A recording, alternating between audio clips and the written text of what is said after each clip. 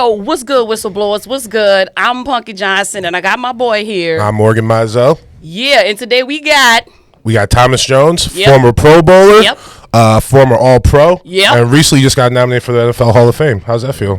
Feels great. I'm so happy to be here with you guys. I was excited when David mentioned it to me.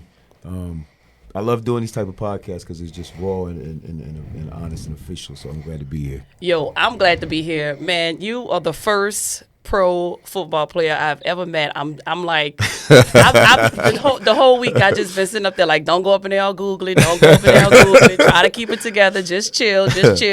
But it's an honor because I just remember your work, particularly against my Saints. And I really didn't like you. I apologize. I'm sure you gotta do that a lot. I was a different person then. You was a madman, man. You was a madman, just running through our defense like it was nothing. I'm like, I hate this guy. Shut him down. I hate this guy. But it's an honor, man. What's up, Thomas Jones? What's good? Thank you. How you doing? I'm doing well. I'm excited, like I said, to be here talking to you guys. Obviously, I played in the NFL for a long time, and it was able to make the transition out into some other fields, and that's always it's a part of my life. It's almost crazy because it feels like I didn't do all of that because I'm so invested in my new ventures. But it's cool to hear. We're on the field, so I don't know who's watching the game. You know what I'm saying? I'm just doing my thing. So to know that you're watching it, even though it was for it wasn't your team. You know what I'm saying? That was winning. Like, it's dope to know that somebody else was actually watching you and remembers your work. That means a lot. Oh yes, indeed. I love football, and I love, and you in the 10,000 club too. So that means you was running your ass. That's longevity and talent right there. Yeah. It feels like a 10,000. Feels like my body feels like 10,000 yards. I'm sure. I was gonna say it might be transferred into something different, but you definitely remember. Yeah, definitely. Every morning you wake up. Yes, I can imagine. Mainly at night before I go to sleep. Okay. So. Football is rough. It is physical, and I've always wanted to ask a football player, like, why? What led you to football? Why are you doing it? Did you really, really love it, or was it something to get you off the streets, or was it something to just keep you focused or buckle down, or did you really love it? No, I'm from Virginia, small town in VA. Friday Night Lights. That's where I'm from. Okay. It's one of those towns where everything is football. You know what I'm saying? When Friday night comes around, the whole town shuts down. My dad used to always say, if you want to rob a bank in my town, you rob it on Friday night because the police, everybody focus on something else. Everybody's there. That's a smart man. Yeah. I should have robbed the damn bank. Well, I mean, coming from an area like that, obviously football is the main source of entertainment, and then my family's a big football family. All my uncles played, my father played. My uncle Ed Clark was a legendary player in the state of Virginia, and all my cousins. I have a huge family. I have about 20 cousins. I love that. Maybe 10, 11 of us boys. Well, I know you got a whole bunch of siblings. Yeah, a bunch of siblings, bunch of sisters, Jones. of 5 sisters and my brother. Well, that means you a ladies' man. Come on, man. Anybody, look. I know anybody that was raised around a bunch of women got to be a decent brother. Well, I think I have a little more insight than somebody else that doesn't have that many sisters. I don't know if I would say I'm a ladies' man, but I definitely know I know what to expect more than the average guy. Yeah, well, that's kind of what I meant. I didn't mean to say like you were wrong or something. Were all your sisters older? No, two are older, 3 are younger. So I'm the middle kid. That's not that bad then. No, my mom was having kids from the time she was 17 to 36. So my oldest sister is 8 years older than me, and my youngest sister is 11 years younger than me. So I'm right in the middle. And then I have another older sister, and then my brother has a twin sister. They're twins. They're 3 years younger than me. And I have another sister that's 6 years younger than me. So we're kind of spread out over a 3 to 5 year span. That ain't bad. Yeah. You was the bad one? I heard the middle kid just kind of run wild, man. You know what? I was kind of, I wasn't really that bad of a kid. I was just super focused. Honestly, back to the question how you asked me, I got into football 5 years old. I was like, man, I don't know why. I just said I want to go to the NFL, and I want to buy my mom and my dad a house and a car. And at 5 years old, I was like watching the NFL draft, watching it with my dad. And, you see the guys go out on the stage and they have their suits on and the families, excited. And, And, coming from a town like mine, no one had ever made it to the NFL. So I didn't know that. I'm 5. I just know that I saw that. I knew how it felt. That's what I wanted. And so that was my goal from the time I was 5 years old. And fortunately, I was able to make it come true with a lot of hard work and a lot of help from my family. And you wanted to be running back the whole time? The whole time. I think because, kids, they kind of follow whatever their dad likes. And my dad was always a fan of running backs. So whenever we'd watch football, he would be a fan of the running back. And so I would watch whatever running back it was. And when I was in school, as I was coming up through grade school, I would imitate whatever running back that I saw, and whether I was walking down the hallways, I was kind of like spinning around other students. So I'd speed up if I'm going to the mall. I'd if there's lines on the floor in the mall, I would like jump over each line. So I was one of those kids. Oh, you wasn't like me. I was like step on a crack and break your back type kid. That's what my dumb ass was doing. I was jumping over somebody's arm trying to tackle me. So I even with my toys, I used to get embarrassed sometimes because, I'm 10, 11 years old, and me, my brother, and my sister shared a room. And I would literally make the bed up so I could pour all my G.I. Joe action figures on the bed, and I would take the good ones and the bad ones, and I'd split them up on different teams. And so for like an hour and a half, I would say, hey, can you guys not come in the room because I'm in there playing football. And the whole playbook out here. Yeah, so I already had visualized what I was going to do, even in grade school with my crayons, anything. Like I would draw the Chicago Bears C, because I was a big Walter Payton fan. So I would, when I was a kid, so I would draw the C and color it orange. So it's just crazy as you get older, and now being 8 years removed out of the NFL, and then having this kind of conversation. Anytime I talk about this, it's like, wow, you really do manifest your future, and you don't even know you're doing it. No, the whole thing came full circle for you. That's crazy. So I wasn't definitely Walter Payton, but what were some of the other running backs you liked? I liked a lot of. Any running back. I played Tecmo Bowl. Okay. So I ran the ball every play. Bo Jackson, Marcus Allen. I liked, and I really was a big fan of college football. College football was so much fun to me. My father worked at the University of Tennessee for a couple of years, and so he would take me and my younger brother to the football game. So, I'm 10 years old, 11 years old. I'm in Neyland Stadium, over 100,000 screaming fans, and they're in the SEC. So I'm watching, Auburn come in, and I'm watching Alabama come in and Florida Gators come in, and so football was just something that was just in my blood, and watching running backs and just imitating them and emulating them was just something that just kind of came natural. Saran Stacy is a running back. A lot of these running backs people don't even really know, but I like the running backs that really they didn't have the big names, but they were just consistent and solid. Saran Stacy, Alabama running back, Bobby Humphrey, James Stewart. There's just so many running backs. I was like a student of running backs as a kid. Like young age too. Yeah, well, I could tell. I would get the media guides when I would go to the game, and when I would go home, I would take a marker and circle all the running backs, where they were from, how big they were.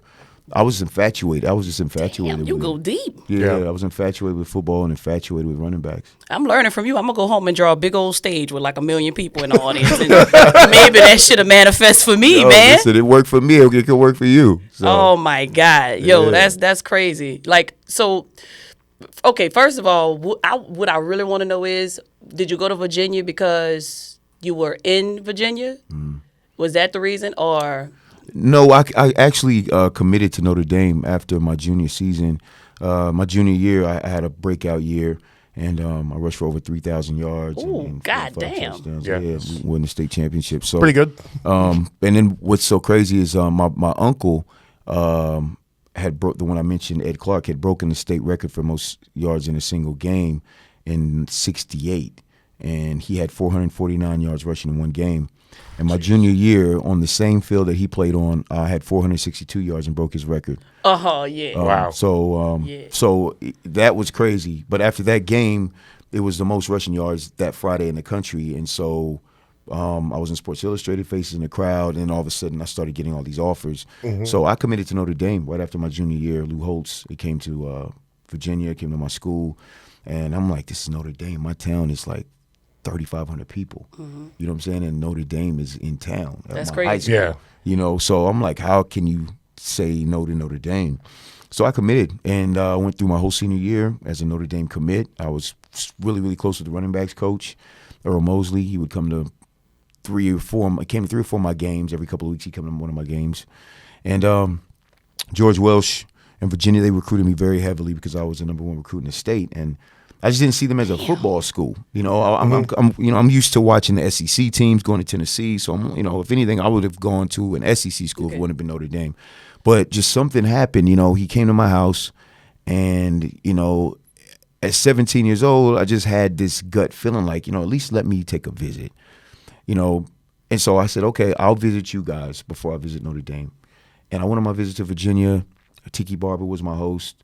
Rondé Barber and Anthony Poindexter. And before I left that weekend, I just felt like, man, like there was just a lot of really good things going on. They changed their uniforms, which is cool, which is good for, kids. It's always a good look when you're 17. Yeah, that means something. They fresh. Yeah, they just won the ACC championship. They beat Florida State. They won the Peach Bowl. And then they just sold me, hey, you're from Virginia. You're the #1 recruit in the state.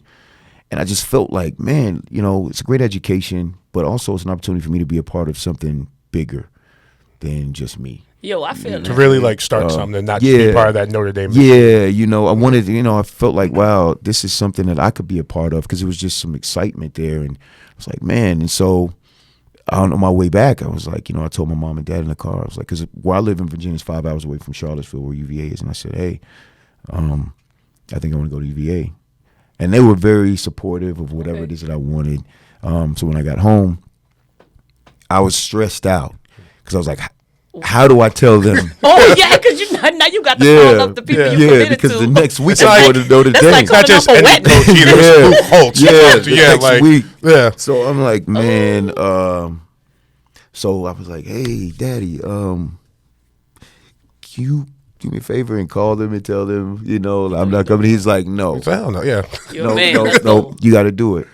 And that was the kind of start of me becoming, a responsible adult because, I mean, that was a tough decision at 17. And my coach, Earl Mosley, we shed tears on the phone. And Lou Holtz, he was classy about it and was like, hey, I wish you the best. You're a great player. You're a great kid. You have a great family.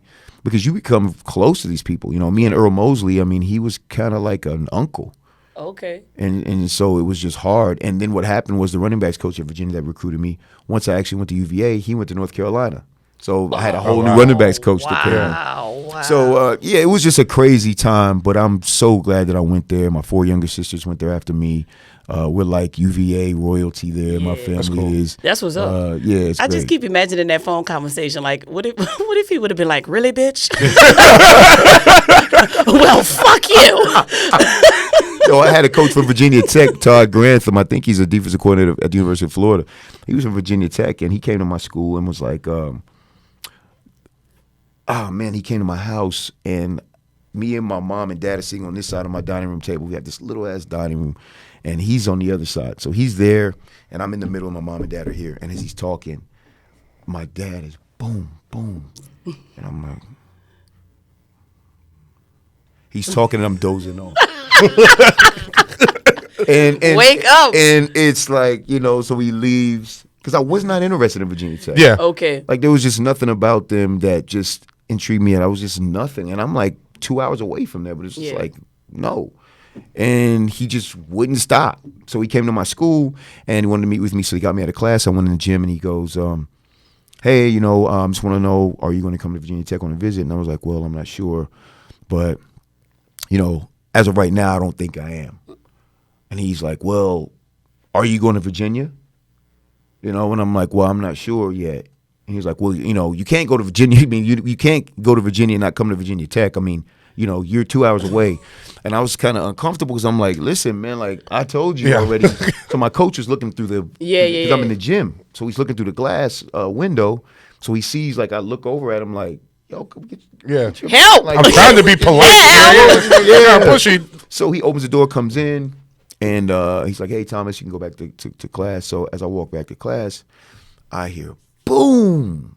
And I turn around and look, and he's kicked the door open. Ooh, he mad at you? Todd Grantham, yeah, Todd Grantham. So, I went back. He probably wished you the word. He probably I hope you take your ACL, you little motherfucker. Yeah. No, seriously. That's messed up, man. It's crazy, though, because, like, in his mind, though, that could, like, cost him his job. You know what I mean? If he can't land, like, certain recruits. Yeah, that's what happens. Yeah. But also, you're, like, your shit is based off what a 17-year-old kid's gonna do. And you know what I mean? Yeah, you need to learn how to communicate with a 17-year-old. Exactly. Yeah, being pushy is not the way. Yeah. Yeah. No, and then if I've fallen asleep and meeting, I mean, that kind of lets you know. Yeah, it's pretty much a red flag. I'm there. not interested. That was a pretty stressful process. Luckily for me, though, I did narrow it down to Notre Dame, and the most stressful part really was just having to tell them no. But it was a great experience, and I mean, Virginia was incredible experience. For real? Oh man, it was How so was much the fun. treatment? I always want to know, like, was the treatment though? Because I be thinking about with Joe Burrow, like he won a championship and then had to go to school. Yeah, it's like how do you walk through those doors?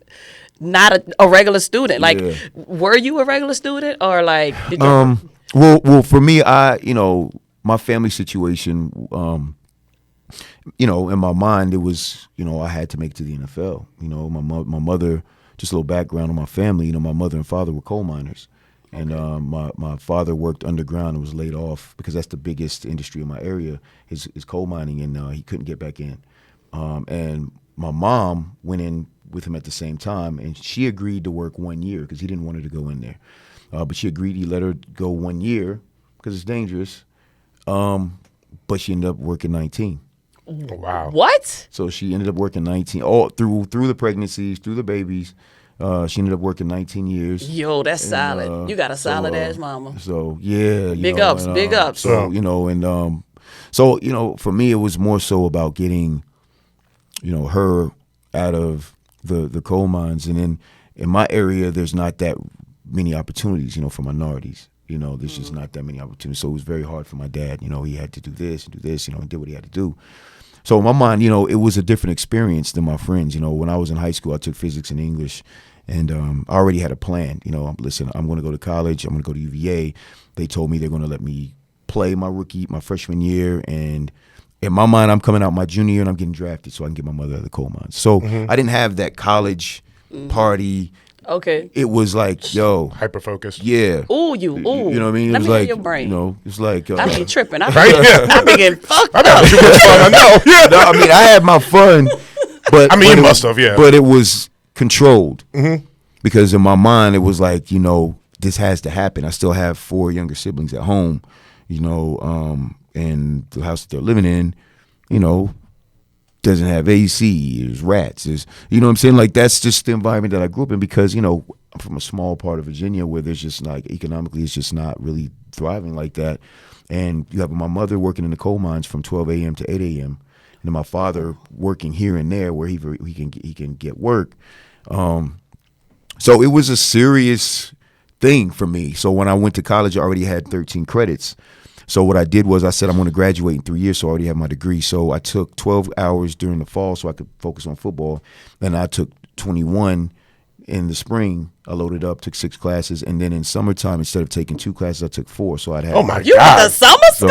Yeah, you got to. Yeah. I mean, you don't have to, but like they keep you on campus so you keep working out and stuff. Well, a lot of guys went to summer school because like we were up there training, like he said. But most guys would take 1 class each session, and they would probably try to take it. In Virginia, there's no easy classes. It's, UVA. Yeah. Really private well school. respected school. But the easier classes, and I majored in psychology, so I took 6 credits the first session, 6 the second. So that was basically like another semester. So after my 3rd year, I graduated already, and fortunately, I made all conference. I led the ACC in rushing and in touchdowns, and I had a 2nd round draft grade, late 2nd round. So I was ready to come out and declare early because my family. But one of the guys at Virginia said, "Hey, listen, your draft status will go up if you stay 1 more year and you have a great year. We can take out an insurance policy." And so I thought about it and was like, basically, hopefully you guys can hold on 1 more year. And I took out an insurance policy, $1 million insurance policy in case something happened that I couldn't play anymore. Oh, okay. And I never heard of that ever. Yeah. A lot of athletes do that in college. Yeah. Take out. Yeah, if you have a high draft status, you you can qualify for insurance policy. Wow, The you company learn back something then new was every day. called Lloyd's of London. That was the company, and so fortunately for me, my fourth year, my senior year at Virginia, we say first year, second year, third year. So my senior year, I was in graduate school, but I ended up rushing for over 1,800 yards, second in the country in rushing, and then I was a first-team consensus All-American and first-team All-Conference again, Doak Walker Award finalist, all of those things, and I didn't need the insurance policy, and I was drafted 7th overall in the draft. That's what I'm saying. Like, did you know that was coming? Because I watch so many of these draft stories. I be in tears sometimes. Like your boy Connor had the Steelers called him because he just kept waiting round after round after round after round, and it was just getting down to needle and he was just so emotional when he got that call because I don't think he knew. Yeah. But did you know? Like, were you sitting up there like, oh? Well, going into my senior year, I was the 4th overall prospect. So already in my mind, I knew, like, okay, Edgerrin James had come out, Ricky Williams had come out. So the next group of running backs was me and Ron Dane and you know, like, so they were like this Sean Alexander, this mashup of other guys. And so I already knew my potential to be a first-round draft pick just because the other backs that were ahead of me were gone. But then you still have to put the work in. And so over the course of the season, because I was in graduate school and only had like 2 classes, I was able to go on the computer each week and then look at like Mel Kiper's prospects, and it would just alternate like every week based off of the type of game you had. So I consistently throughout my senior year, because I had such a good year, stayed in the top 10, you know, prospects. And then towards the end of the season, you know, I would be 3. Yeah. Or I would be 2, or I'd be 5, or you know, it would fluctuate. So I had an idea, but that doesn't mean like once the season's over, then it's a whole nother season with the combine workouts and all that kind of stuff. So once I got to the end of the season, I was rated the number 1 running back in the draft, I knew then, wow, you know, I have a chance, because then you start looking at the teams and who the teams need. Yeah. And I knew that Baltimore had the 5th pick. They needed a running back. I knew, but then you don't know who's going to trade up to get you. So it was stressful, you know. But I was fortunate enough to know, like, I didn't play in the Senior Bowl because I didn't want to take a chance on getting hurt. Yeah. I didn't work out at the combine.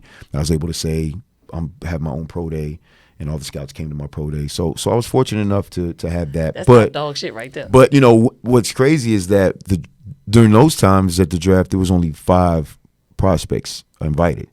So it wasn't this big 30 people. It wasn't the show. It was top 5 projected picks.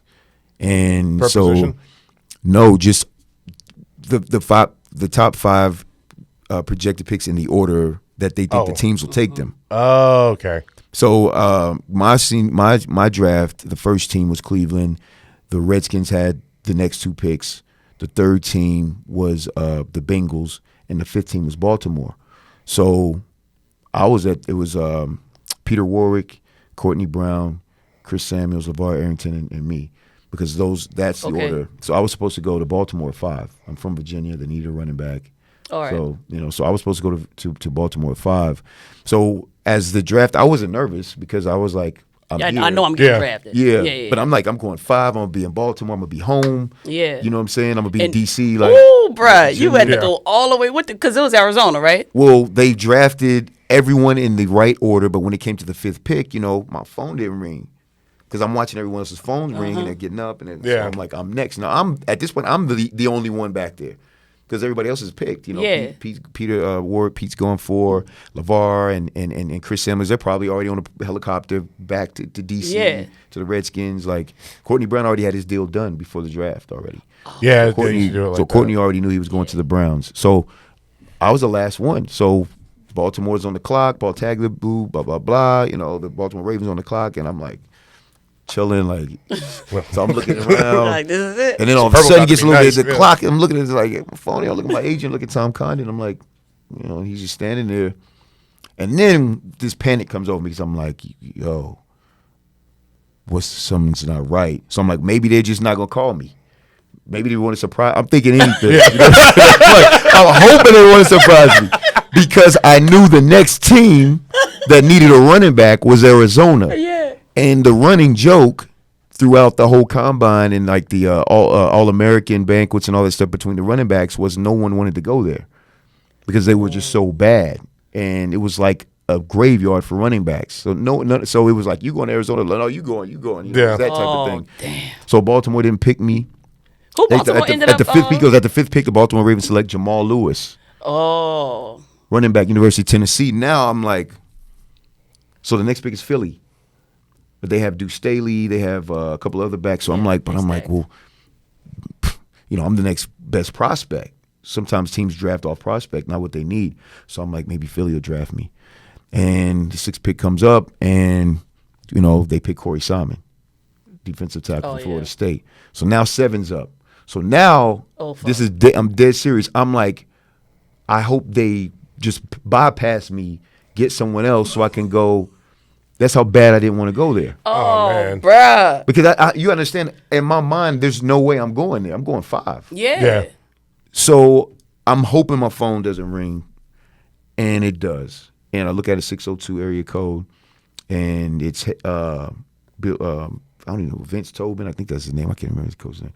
Vince Tobin and Bob Ferguson, general manager. And they're like, hey, this is da-da-da-da. We're out here in Arizona. Are you ready to be a Cardinal? Oh, God. What did you? It was the most bittersweet moment of my life because it's like I've been waiting for this my whole life, and I'm going to a team that's terrible. Yeah. And in a whole other part of the country. I've never left Virginia. Like, I've been in New York. I've never left the East Coast. Yeah. Besides playing football. So, of course, I'm like, and my family, my sisters, my brother couldn't come. He had a spring game because he was at Notre Dame. And my grandma's there, and it's like this moment, and everybody's looking, and my sisters are like, so happy. And it was just bittersweet, because I'm like, I'm happy. Mm-hmm. But then I'm like, so then he's like, 7th pick, Arizona Cardinals select running back Thomas Jones, University of Virginia. And I'm happy because I'm like, wow, like mission accomplished. Yeah, And I'm on in stage NFL. and I'm like, but then reality set in right afterwards because they wanted me to fly out that night. And I was like, nah, I can't. I got to go back to Virginia. I'm having a draft party. I would have did the same thing. So we already started off because I'm like, I just didn't have any respect for what they were doing. Yeah, because of all the things I had heard. So, I flew out the next day and landed at midnight, drove to the hotel. I couldn't see anything. I just know that when I walked out of the airport, it felt like somebody was making macaroni and they pulled the oven. Oh, that my heat. God. Yeah. I was like, what is... Yeah, it's dry. So then the next morning I woke up, I opened the curtains, and I thought I was like in a Wile E. Coyote cartoon. Oh, man. Everything brown, cactus. I'm like, what is this? Like, I felt like I was on the moon or something. Yeah. Bruh. So it just was like, from there, it just was. Because you wasn't there for very long. 3 years. I signed a 4-year deal. So, and I was there like, for 3 years. so did your relationship and chemistry with that organization build from what you thought previously to how you left? No, and I think it was a mixture of both of us. It was because they were very cheap and they didn't want to spend money to support the high draft selections, number one. And then number two, my mindset when I was there was the countdown to get out. Mm-hmm. So for example, usually when you're drafted that high, you sign a deal no less than 5 years. Okay. No less than 5 years. Not a top 10 pick. Like, no, you're a lottery pick. You're gonna at least get 5-6 year deal. Okay. And I was hoping that I would go through like a contract dispute, so I wouldn't have to be there. Because in my mind, I was literally saying, okay, training camp starts in July, season's over in December. Like, that's how I was. Then I can be back here. That's how much I didn't want to be there. And so I told my agent they want to do a 5-year, blah, blah, blah. They want to give me a couple $100,000 extra or whatever. And I was like, no, I don't want to do 5, do 4. And he was like, so you want to take less money? I said, yeah. So I took less money so I didn't have to be there as long. Mm-hmm. But it helped me on the back end because after the first 3 years that were just up and down, good moments, flashes, then disaster, and flashes, then disaster. And it was just terrible. After my third year, I ended up getting traded to Tampa. and that left me with 1 year on my deal. So I had one more shot because they labeled me as a bust and you're terrible and he's, this and that and all negativity. And I had 1 year at Tampa with John Gruden to actually see what I was going to do. And I was fortunate enough to have a great season. And then the crazy thing is I went from being a first round bust to being the number one free agent running back again. Because isn't it different in this? Because all the coaches have different systems, correct? So did you just you fit better in the Tampa system? The culture was there. It was different. It felt like football. Well, it's the South. That's. Well, I mean, he's just like a legendary coach. Yeah, I mean, it's just more of like winning is in their DNA. Well, the players too. I mean, in Arizona, the culture is like they weren't used to winning. You know what I'm saying? And the guys that they brought in, they lost every year, so they always had top picks. So it wasn't the talent. They just couldn't mesh the coaches and the talent. And because they're cheap, they brought in a lot of older players that were just washed up. So you got me as a 7th pick in the draft as a running back, and then you go get a lineman that's been in the league 13 years that's on his last leg. Oh my God! Trying to get one more check. You see what I'm saying? So or you go get a whole defense full of 10, 11 year veterans that are like dinosaurs. They can't tackle. They can't. I mean, so I'm on offense. Our defense they can't stop anyone. So the time of possession is lopsided. I don't have the ball. I don't have a chance to make a play. And when I do have it, then when I'm on offense, y'all pass there's no way to run. Yeah. And then I'm rushing because I'm like, I have to do something because I don't know when I'm going to get the ball again. You know what I mean? So it's just this there's so many elements to the NFL that people don't understand that are just watching it. And that's why it's been interesting being retired and maybe being at a bar or something and you overhear conversation and you just hear people talk because a lot of people don't even know I played. They know me as what I'm doing now, but they don't know that I played. So they're having a conversation and I'm just kind of listening. It's like, and before it would be irritating just to listen, but now it's more entertaining because it's kind of like, wow, you really don't know what you're talking about. Say what the coaches should do and who they should drive and really wow, okay. but that's what happened in Arizona. But when I went to Tampa, I mean, they just won the Super Bowl. You got Warren Sapp there. You've got Rondé Barber, who I know from college. And you have 3 other players from Arizona that's there. Simeon Rice, Michael Pittman, who I played with. So it's like these Arizona guys. So it's like it was a perfect mix of people that I was familiar with and a new culture of winning and high expectations. And that's what I've been used to my whole life. In high school, college, that expectation, that was football. The Arizona Cardinals wasn't football. You wasn't the bus. They were the bus. Yeah. Yeah. In my mind, I was the bust because of the lack of production, but I don't think necessarily I was put in a position. There you go. To produce. Yes. Yeah. Because you get a 7th-round pick. This is the time to let him go out there and wow out. Yeah. Well, you have to spend money. You know what I mean? And that's the thing about the NFL. Most teams all teams are about their bottom line in some capacity, but you have to spend money. You know what I'm saying? Like it's like you can't you get a new pair of shoes, but you got on old clothes. Yeah. You know what I'm saying? Like that's for what? Oh, not old clothes, but old dirty clothes. Yeah. You know what I'm saying?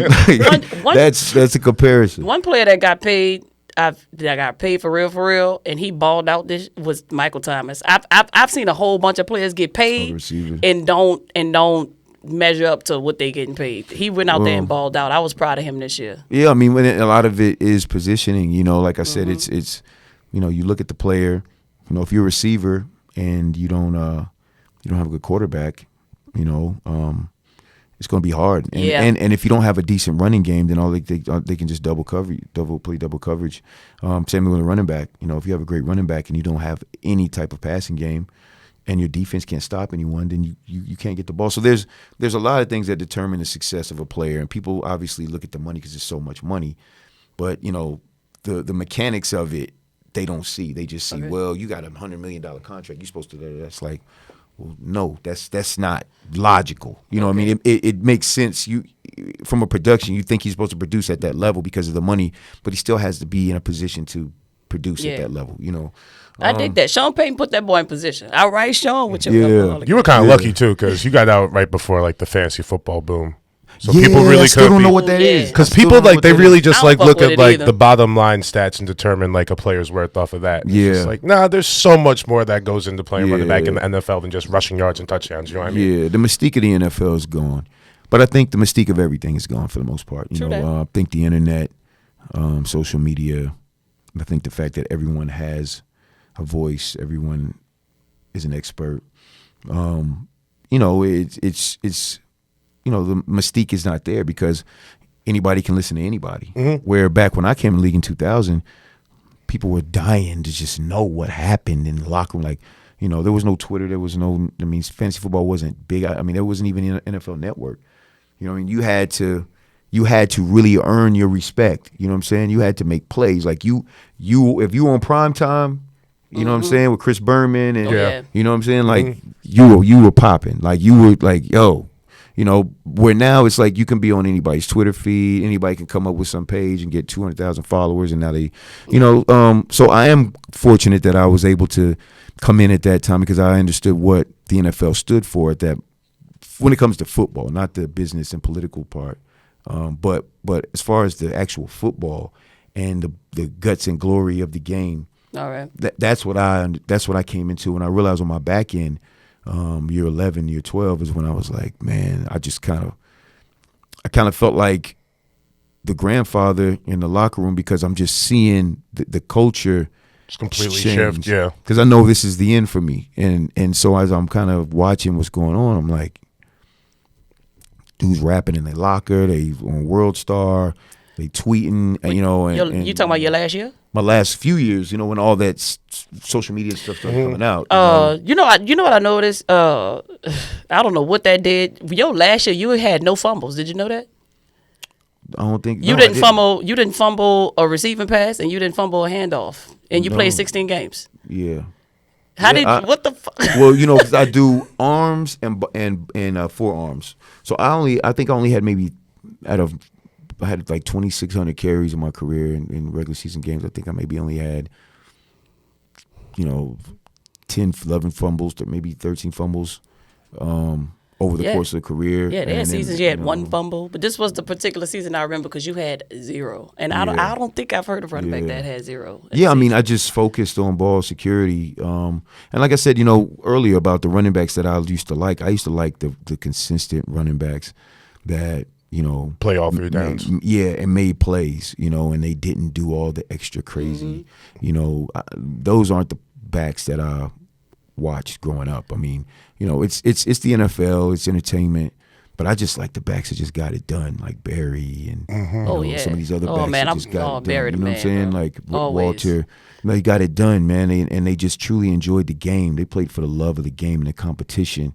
And that's how I grew up, and that's how I played the game throughout my whole career.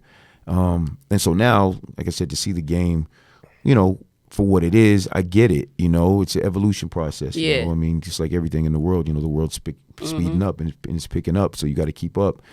But I'm glad that I was able to experience the NFL for what it really stood for in the early 2000s, and then be able to compete last year, like you said, I was nominated for the Pro Football Hall of Fame, and I looked at the list of running backs, and I'm like, man, these guys, we used to battle it out every year for the rushing title, for Pro Bowls, whoever the top 6 are, so and the cool thing about it is we all trained together in the off season. So it was literally like a brotherhood. We trained together. There was no animosity. There was no You really are rooting for other dudes. Yeah. It's like, because we know how hard that position is. We know how hard we train. But we're fighting. But we fighting for them top 6 spots. You want to get to Hawaii. I see the love I see all the hostility during the season, and then I see Pro Bowl. I'm like, man, these dudes really like each other. It's a brotherhood. Yeah. Even after the game, and that's the hard thing. When you transition is, we have an on and off switch, and that's good. And you have to, but some guys, depending on the situation, don't know how to. Some guys don't have a dimmer. Okay. You know what I'm saying? Yeah. Understood. Yep. You have it's an on or off, and I was like that when I played. After the game, even in the locker room, a linebacker could be one of my good friends. His locker next to me. We're putting our pads in our pants and talking and laughing and joking each other, and it's all love, whatever. But as soon as I got a white jersey on, you have a green jersey on. The Jets. It's go time. Defense, you on that side, we're on this side. Okay. We already know on the schedule we have one-on-one pass protection, and we have inside drill. So, it's nothing personal against you, but if you come across the line, yeah, I'm gonna try to, Yeah. Knock your head off. Yeah, like that's not even straight up though. Yeah, that's not even a question. Like it's not like All right. I'm gonna be. It's like, yo, I don't know you. I don't know you, Not nor at do this I point. care about you. No, I don't. I don't care about you at Knock all. your You know. head off. Yeah, and he just thinks the same thing because And that's just practice. Yeah. That's just- Exactly. that's just practice. But then after practice, it's. Oh yeah, you try to cheat. No, I didn't. It's, Yeah. So it's an on and off switch because if Gotta you just be. look, you thinking like. But that's one thing that I do miss about football is that environment. It's a very irrational. It's a very irrational environment. You know what I'm saying? It's hard for people to wrap their head around that type of mentality. Because all sports obviously are competitive, but football and fighting. Boxing, MMA, football, where you're literally just, physically assaulting each other. And then after the game and after the fight, it's like, how that's a totally different type of mindset to have. Oh, I know. You in there by yourself. This ain't no team losing effort if you lose. No. You got knocked the fuck out. Well, in football, I mean, it's certain plays. Especially stuff like inside drill and like one-on-ones. Well, like you get out there in like, football, it's one-on-one. It's literally being like in battle. I mean, it's one-on-one battles. That's all it is. It's one-on-one battles. The lineman, if you're a center, you have to block the nose. If you're a tackle, you have to block the end. If I'm a running back, I have to block the mic. I have to block the Sam. I have to block the corner, free safety, back corner, back whoever safety. coming. Yeah, but it's one-on-one. Yeah. Now, obviously, it could be 2 or 3 people hitting you at one time, but the assignments are one-on-one. What was your do you remember your hardest hit? Like somebody that just knocked the wind out you or knocked you out, like, did you get up like but you got hurt? I know you gotta pretend to get up like everything's okay, but deep down Listen, I can't count on it. I can't. There's too many times to count where I was stunned, but you just, it's like sharks in water. You smell blood. Yeah. Because we smell blood. I've gotten destroyed several times. I mean, and by the cornerbacks, the smaller guys hit you the hardest sometimes because they're coming so fast. Yeah. And they hit you when you're not looking most of the time. Mm-hmm. Where, if you're looking, they'll try to tackle you a different way. But especially me, I was 230. I was big. I was short 5'10", but I was big and I ran big. So if a cornerback is in my way or a safety, safeties are big, but usually corners, they go for your legs. So, I'm always looking to dip my shoulder. But then I played in the era with, safeties like Sean Taylor, rest in peace, Roy Williams, Donovan Darius, Rodney Harrison, Ed Reed. Darren Woodson, Ed Reed. Ed Reed was a hitter, but I mean, Ed Reed wasn't like, he was like a playmaker, Yeah, he wasn't known as a hitter. When I say a hitter, I mean like you have to know where he is before. Like I come out of huddle, I'm like, where's Roy? Oh, you over there? Okay, because I know that I'm going this way. And he's coming this way, 30-yard sprint. You know what I'm saying? So whenever we'd run, I'd much rather run to him than away from him, because that's just more speed he has to catch you slipping on the other side. Oh yeah, you know what I'm saying? Or like I said, Rodney Harrison, Darren Woodson, Sean Taylor. I mean, the list goes on and on. I mean, these dudes are 230, 225, safety 6'2", 6'3". They're linebackers at safety. You know what I'm saying? And it's a pretty scary world, man. You know what I'm saying? Yeah. I mean, obviously you're not scared of them, but you're not stupid. You're aware. You know, it's like, oh, he's here. And the same thing with them. They know, with me, or back like me. Or Maurice Jones-Drew, who like short, squatty. Oh yeah. But sleep on him. You know what I'm saying? He'll deplete you. He'll deplete whoever Roy. Oh yeah, I like that guy. Like backs like us are like small and explosive. So if you come in high, and I have leverage on you, then I'm gonna send you flying. So it's like I said, the NFL then was more so to me. I mean, obviously it's competition regardless what era it's in, but it was so much more about the on the field battles as opposed to the extra conversation and the. Nobody was talking trash like that, really, if you think about it. Like some teams, would talk in the media, but it's like we got to strap them up. So no matter what you say, it was all about the game at that time. What was my bad. No, I just had a question. Yeah, me too. We in your business. I'm like, I want to know everything you talk about. I just think about from like the time you were playing to like now, the running back position has changed so much. Like y'all are really like the last generation of like downhill runners to me. You know what I mean? Like, so much stuff now is like zone and so much emphasis on getting the running backs involved in the passing game. Y'all is just like so much more power runs. You know what I mean? I haven't heard like anybody use the term blast in like a while, describing the running play. Yeah. Well, I mean, I think the running. Just look at the teams that are winning. You know, they can run the ball.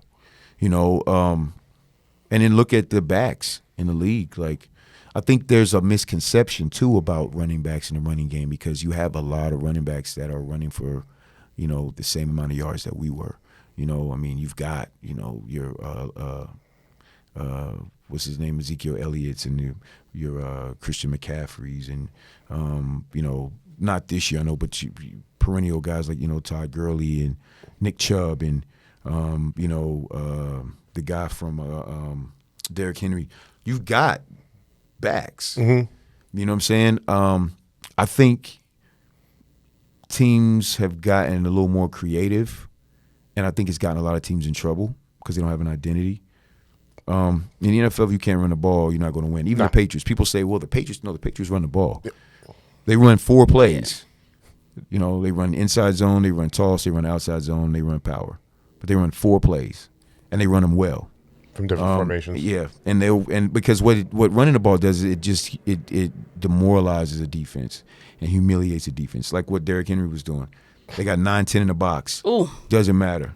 He's finding a crack and he's getting 3, 4, 5 yards and then bam. Then the fourth quarter they're tired of hitting him and then boom, now he breaks an 80-yarder. Then that was, I would agree with you, was the old school football mentality. But then you still had teams like the Bills with Thurman Thomas and the Rams with Marshall Faulk. Yep. You know, you still had backs then.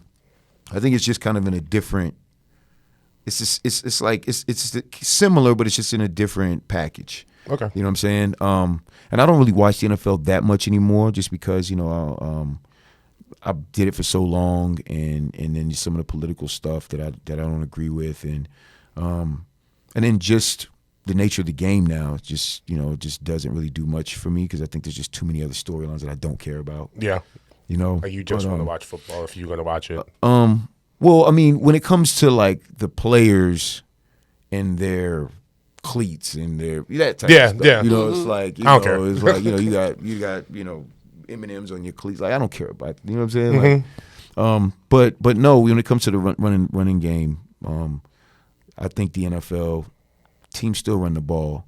I just think that, you know, with fantasy football, like you said earlier, which you're right, it's changed the narrative, and I think it's really hurt the value of the players because, you know, if you have a bad game, well, not a bad game, but say you rush for 70 yards and no touchdowns and you win a big divisional game to put you in a position to go to the playoffs, and then guys are saying, oh, he's terrible.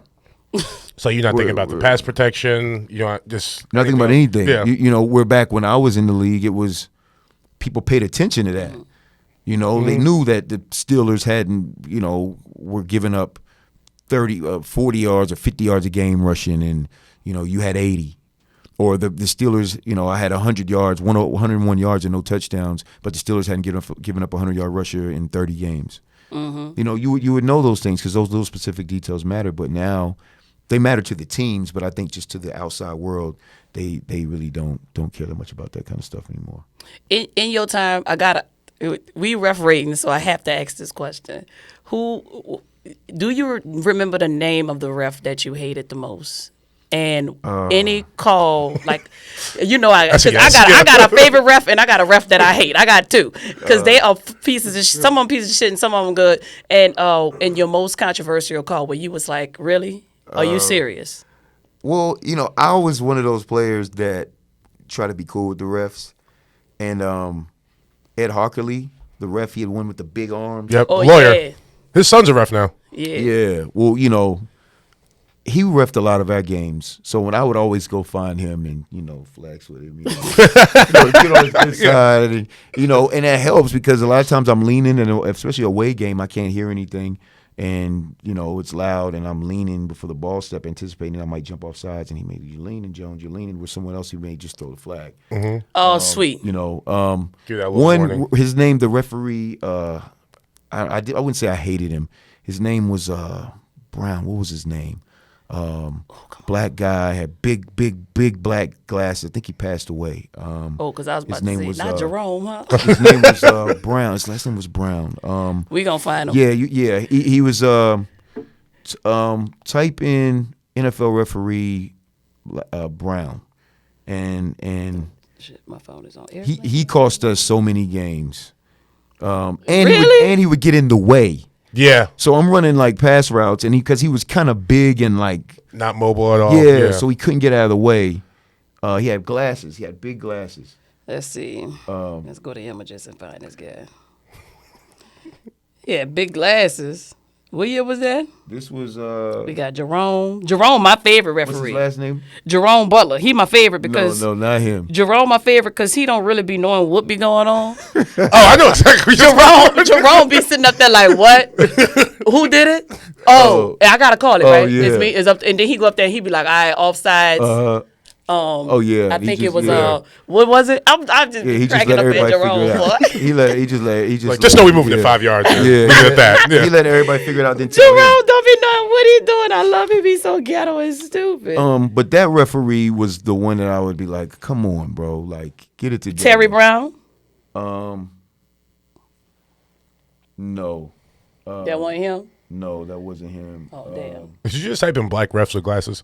Oh, all right. I could type that in. Well, But the one referee that I loved was David Boston's father was a referee. Oh, really? And know he that. saved me a couple times. One play in particular, I fumbled. Point for it. Yeah. I fumbled. Yeah, It was out, yeah. I fumbled. I fumbled, and I was cool with him because me and David Boston were on the same team Back in there, Arizona. so, yeah. And so we were friends, and I was cool with his father, and he saved me on a fumble. And it was a crucial part in the game. was it Chad Brown? Yes, Chad Brown. Here we go. Chad Brown. Good looking, Dave. Chad Brown. yeah. I think he might have passed away. Rest in peace. Oh yeah, I got to see this guy. But yeah, Chad used to. Oh, this guy. Yeah, Oh, he looked like he'll mess your whole day up. yeah. Chad. What thing about Chad is Chad didn't care. He got goggle glasses on. Yeah. Chad didn't care what you said. You would talk. It was like talking to Chad was like just talking to yourself because he wouldn't even look at you. Bro, It's like, Chad. yeah. He wouldn't even look He at look you. like my Uncle Cedric, bro. This is so funny. His name should be Cedric.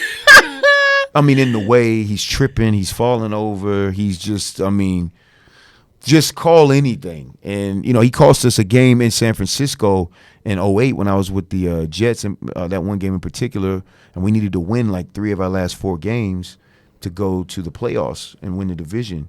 And we bombed and lost them, and we lost a close game to San Francisco at San Fran because of a terrible call. He made one call, he didn't call. He called a holding on a kickoff return that we had, and in another call, he called like something he called in the end of the game, something that you just don't call. Yeah. At that point, you just let So guys play. I'm so glad we're talking about this. So with that being said, don't you give me no shit for this, okay? So with that being said, do you believe in conspiracy theories in football?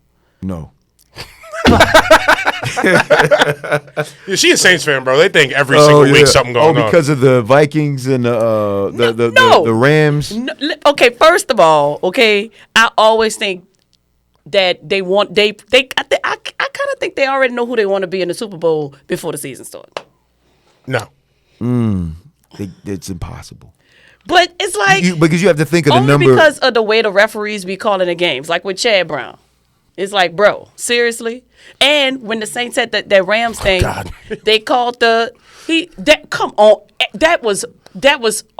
they really didn't want us to go to Atlanta. I think it's like anything else. People are going to make mistakes, and when the That wasn't a mistake. but when the pressure's on, some people fold. Yeah. It's like players. You know what I'm saying? Like The you ref have was you have about a- to pull a flag you know, out, and the other ref was like, "Don't do it." I was Because- like, "What?" I mean, I'm not because a lot of. I mean, you got to understand how hard it is to be a referee, right? You know what I'm saying? The coaches are yelling at you the whole game. The fans are booing at you the whole game. The players are yelling at you the whole game. You can't win regardless of whatever you do. You know what I'm saying? And if you're if you're on the home team, it's natural instinct to be like, well, I don't want to piss them off. Yeah. You know what I'm saying? Got 80,000 people yelling at you. So it's down your like, neck. yeah, it's. I mean, They always do it in our house though. I mean, and that's a hard place to play. So it's so all good. But no, the refs are terrible. You know what I'm saying? I think that across the board, everyone will say the refs are terrible when they don't give you your call. What I don't like about the refs is, but it's not the pros, the college. I can't stand college referees. Like, just the way that it's almost like they've become the new celebrity. A kid scores a touchdown and, they do all this crazy, like, over the top dramatic stuff. And then, the targeting. I get it. You want to protect players, but it's very hard to not lead with your head as a football player because, if you don't just walk into a wall. If you know you're about to walk into a wall, you're not going to walk into your eyes. You're going to. If you're jumping out a window, you're not going to jump out like this. You know what I'm saying? Like, with your chest. Like, just thinking logically, you're going to be like, that's football. You literally jumping into somebody, So I get it. They want to protect each other. Bro, if I see somebody jumping in, I'm gonna die. That's the new way of tackling. Chest first. Chest first. And head face first. Matter of fact, face first. I mean, you don't even see boxers do that. They box. They lower their head. I mean, it's so. I just think the targeting has really some of those calls have ruined the game. I don't know, but no, the refs. I definitely don't think that there's any conspiracy theories. I think that that would be a lot easier, maybe in basketball than football. Okay. Because you have less people. In football, there's just too much going on. There's too much going on. You got 11 players on one end, 11 on the other end. You got a line judge, you got an umpire, you got a field judge. You got so many different things that they have to call, and they're all specific. Yeah. And players are slick in the NFL. We're really slick. Like, if I have pass protection, I know how to hold you. I know, for example, a guard, or Ray Lewis, for example. Ray makes all those tackles because he's got a nose tackle that as soon as the center or the guard comes up to block him, just taking it with them. He grows. No, you're not going up there to get Ray. So now Ray just roaming like a shark. Yeah. He's just roaming. Yeah, because nobody can get to him. So now he's just, boom, downhill on you. So you make every tackle because the linemen are getting up on him. I'm probably scared of Ray. He's creating his own man's game. Yeah. Well, nah, I mean, that's the thing about the NFL, man. Like, if you're out there, 98% of the guys are scared of nothing in the world. Really? It's just that type of energy is just to the max. Because I'm looking at Ray everyone's looking at you as an opportunity to make a name for themselves. Mm-hmm. So if somebody can go knock Ray out, that's money in their account. Bruh, I remember the time I watched Chad Ochocinco try to hit him in the end zone. Oh my God. Ray knocked his ass out. And then he went to the sidelines like, man, I was trying to hit Ray, man. Ray ended up hitting me, bro. Ray knocked that boy out, boy. Yeah, that did. Was one of the best. But I had to give it up for Chad, man, because he tried. He tried it. Yeah, he definitely tried it. Yeah, he tried again. And he's only 190, but Ray's like 255, 250. Give it a shot. Yeah. So I saw that clip. It's on NFL Film. Oh my! And he comes to the sideline. He said something about I tried to take Ray out or something. He ended up taking me. Yeah. But no. I mean, I think the referees obviously have a huge impact on the game, but I don't think that there's a conspiracy theories like the league says we have to have this team and this team and this team during each week, because there's just too many plays to be made. Yeah. For that to be the case. Because a lot of people are saying, like, if Green Bay and Kansas make it to the Super Bowl this year, that's a State Farm conspiracy. Oh, wow. I haven't put that together with Pat Mahomes. Right? That's crazy. But look, speaking of Super Bowl, you got to tell me about the Super Bowl experience and that whole week and what it was like. And just like, were you nervous? Could you breathe? Were you ready? Man. I mean, it was like a dream come true, after we won the NFC Championship game. Unfortunately, it was okay. We wasn't ready. Y'all killed. I think y'all won by like 20, 30 points. Yeah. It was a blowout. And you had like 2 touchdowns, over 100 yards. Yeah. It was. I mean, it was tough at first. You guys came to play. It was just just hard to play in Chicago, and it started snowing. It's cold, and we're practicing in 0-degree weather every day. So that was You guys are outside. You practice outside too? Yeah, we practice outside. Oh Jesus! Yeah, to get ready. It was ready for the cold. It's an advantage. No, definitely. Team, I think y'all played the Colts, right? Yeah, played the Colts. Yeah. I mean, in my mind, I was like, "There's no way we're losing." I mean, it's just, there's no way, especially on the day of the game when it just started raining on the way to the game. So I'm like, "This is our game. We run the ball. Peyton throws. Let's get to it." In my mind, I was like, man, I'm going for 200. Like, I'm thinking, what's the Super Bowl record? Yeah. Because it's like, this is the Super Bowl. Like, I've been waiting my whole life. A show out. To get here. Yeah, so it was nervous. It was none of that. It was, this is my shot for, immortality in the NFL. And the majority of guys were ready to play. It's just, we had too many turnovers, and we didn't capitalize off of theirs. And next the clock runs out. That's the thing. What I remember the most about the week was just a blur because it was just so much fun. I live in Miami. It was in Miami. I mean, I was just having fun. We go to practice and, it was just unbelievable. And it was weird because we're the only two teams left. Mm-hmm. So the two things I really was weird to me was when I ran out on the field to not see the same logo in each end zone. Oh, yeah. That was weird because I had never been in a game like that. Usually it's an away game or a home game. I never played in a neutral game like that. A bowl game. Okay. Yeah. But that was, I wasn't thinking like that. That was years before. So when I walked out and saw the Bears, Aaron, and the Colts, it was it reminded me of Tecmo Bowl or something. Yeah. It was like, yo, this is crazy. This is like Tecmo, I'm really in the Tecmo Bowl game. And then the second thing I realized was just the game was over. The game was over so fast, the confetti was coming down, they were pulling the ropes out because every play is so important and everyone's almost perfect on every play. So that's what happens in the playoffs. You have preseason, guys, I'm just trying to get through it. I don't want to get hurt. Third game of the preseason, I'll go hard, to get ready, get in condition. So I'll be ready to go into the second half of the regular season games. But I'm like, don't get hurt. Don't get hurt. Don't get hurt. Regular season starts, first game, boom, speed jumps. Because now everything counts. Mm-hmm. Yards, touchdowns, interceptions, whatever counts now. And then you get to this middle phase in the season where it's like, okay, where are we in the season? Are we fighting for playoff contention? Do we have a shot? So then this pace picks up then. Then you get towards the end of the season for the playoff run. And then it just goes to another level because what you're doing is you're so focused and the mistakes are limited now. By the time you get to the playoffs, each game just gets faster and faster and faster because every play you have to be super duper focused and zoned in. And by that time, if you're that good of a team to make it, everyone's in sync. You have chemistry, so the game just flew by.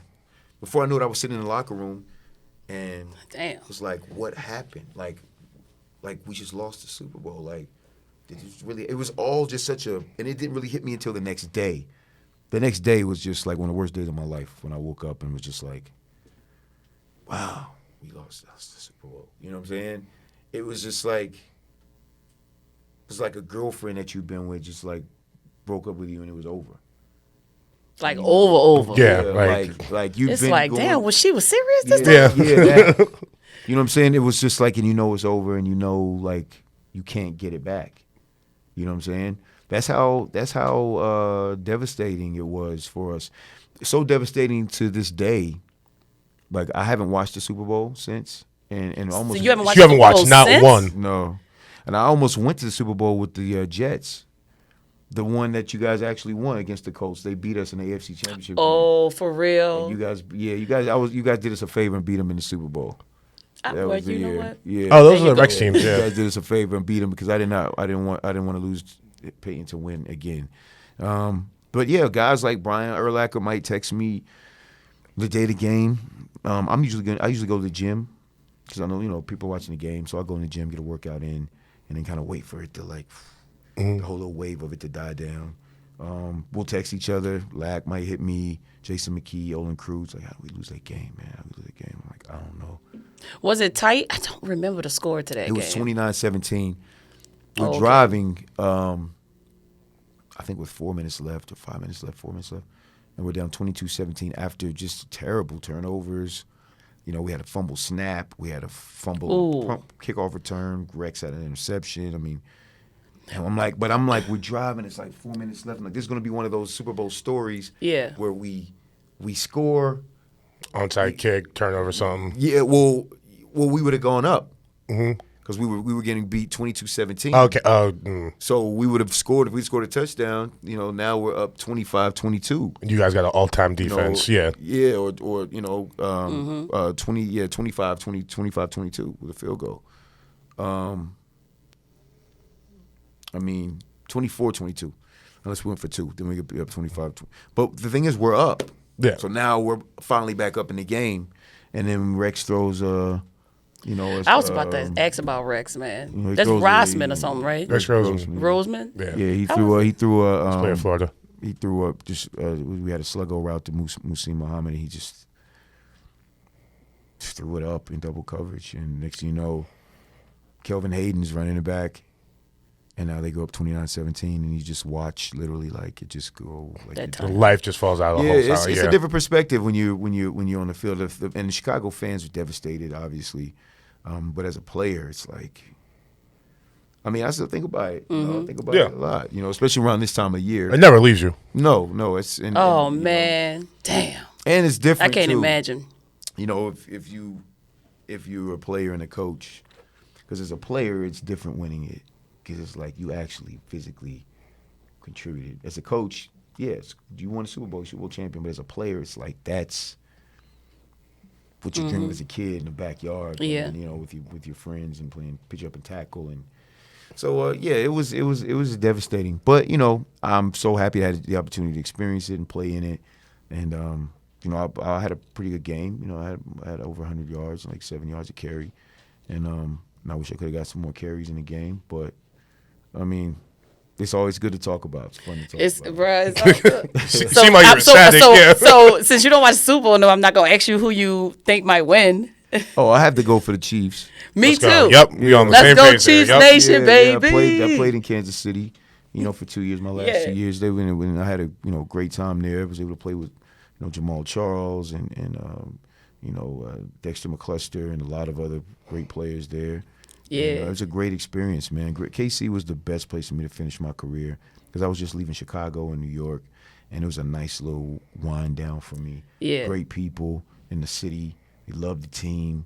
Great barbecue. Oh yeah, well I love a barbecue. oh, man. We love Yeah. barbecue. Yeah, you know, it was a unique experience because I had never been there. That was the one stadium that I had never played in my whole career. I played Kansas City several times, but never in Kansas City. And it was a great experience, you know. Yeah. And I needed it at that time too. So, no, I gotta go for the Chiefs. And for some reason, my dad is like a diehard Chiefs fan. Word. He likes all the teams that I played for, and even Arizona. Like, I wouldn't change my journey for anything in the NFL. I think my goal was to make it to the NFL because of my family, but I didn't have any goals once I was in the NFL until I went through what I went through in Arizona. I had to figure out what I wanted to be. Now, you made it to the NFL. Yeah. Now what do you want to do? Do you want to be a Pro Bowler? Do you want to go to the Hall of Fame? Do you want to be a bust? What do you want to do? Always new goals, huh? So being in Arizona forced me to say, you know what? I am not playing for money no more. I'm playing for my namesake, my legacy. And then that's when like my whole mindset changed, and then I started playing with a chip on my shoulder, and I literally took every day practice, meetings, games serious. And it didn't matter what team I went to, didn't care. I was on 5 different teams. Like wherever I'm at, I'm starting, I'm dominating, because I don't want to feel what I felt in Arizona, because that's not me as a football player. I've always been the best. I've always been a leader. I've always been a captain. I've always been, you know what I'm saying? Mm-hmm. So I wouldn't change it for anything. So basically, if I wanted to ask you if you never played football, what would you do? You would still be like, there was no plan B. Yeah, he's 5 years old. Yeah, I mean, wanted to play. Yeah, honestly, that was one of those, like, just because the opportunities weren't there, you know, like I didn't have family that lived out of state that I could go live with. My mom and dad didn't have money for me to go to college, you know, like not a school like Virginia, you know, I didn't have the resources, you know, where I'm from, there was no jobs. it was either make it to the NFL or take your degree and figure something out, or, coal mines. That's what I people dig do. that. Like most of them, the guys that I graduated with, they went to the coal mines. Some of them are still working in the coal mines, and I graduated with them in '96. You know what I'm saying? One thing that I would have liked to have done if I didn't play football was become an actor, which is what I'm doing. That's now. what I'm saying, bro. So, like, how did you Make that transition. Yes, that's like, huge. Just fell into it. I retired and started producing a project in Miami, and I just didn't have anything else to do. And I had a music label when I played for the Jets in New York, so I was always interested in the entertainment industry. But acting was not something that I wanted to do. To be honest, I spent a lot of time in L.A., and I just didn't like the LA culture. I'm from the East Coast. I like being on the East Coast. Yeah. I like the East Coast hip hop. Me too. I like, Yeah. dress, Tim, Yeah. hoodies and thermals and Gore-Tex Yeah. boots. Like I come from that DMX, Top, Jay-Z, not like Yep. that early hip hop, Naughty by that's like Yeah. So that was me. So I liked LA because it got me out of Phoenix. When I didn't want to be there, but it wasn't my preference. And then I'd spent a lot of time in Hollywood, and I just wasn't me, So for me to actually take on acting, knowing I have to be in LA, shows you how much that I fell in love with it. And I started working on this project. The publicist for the show liked me.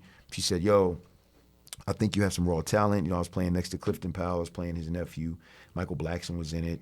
It's like this kind of little That guy. Yeah, Michael Blackson. So I met him early. This was 2012, and so she introduced me to a couple of agencies. An agency signed me, and they started sending me on auditions. And I had no acting classes or anything. I just was kind of going off of instinct. Yo, you were really good at it. Oh, thank you. No, I'm telling you, because I was just like, damn, this dude just real calm. You don't act.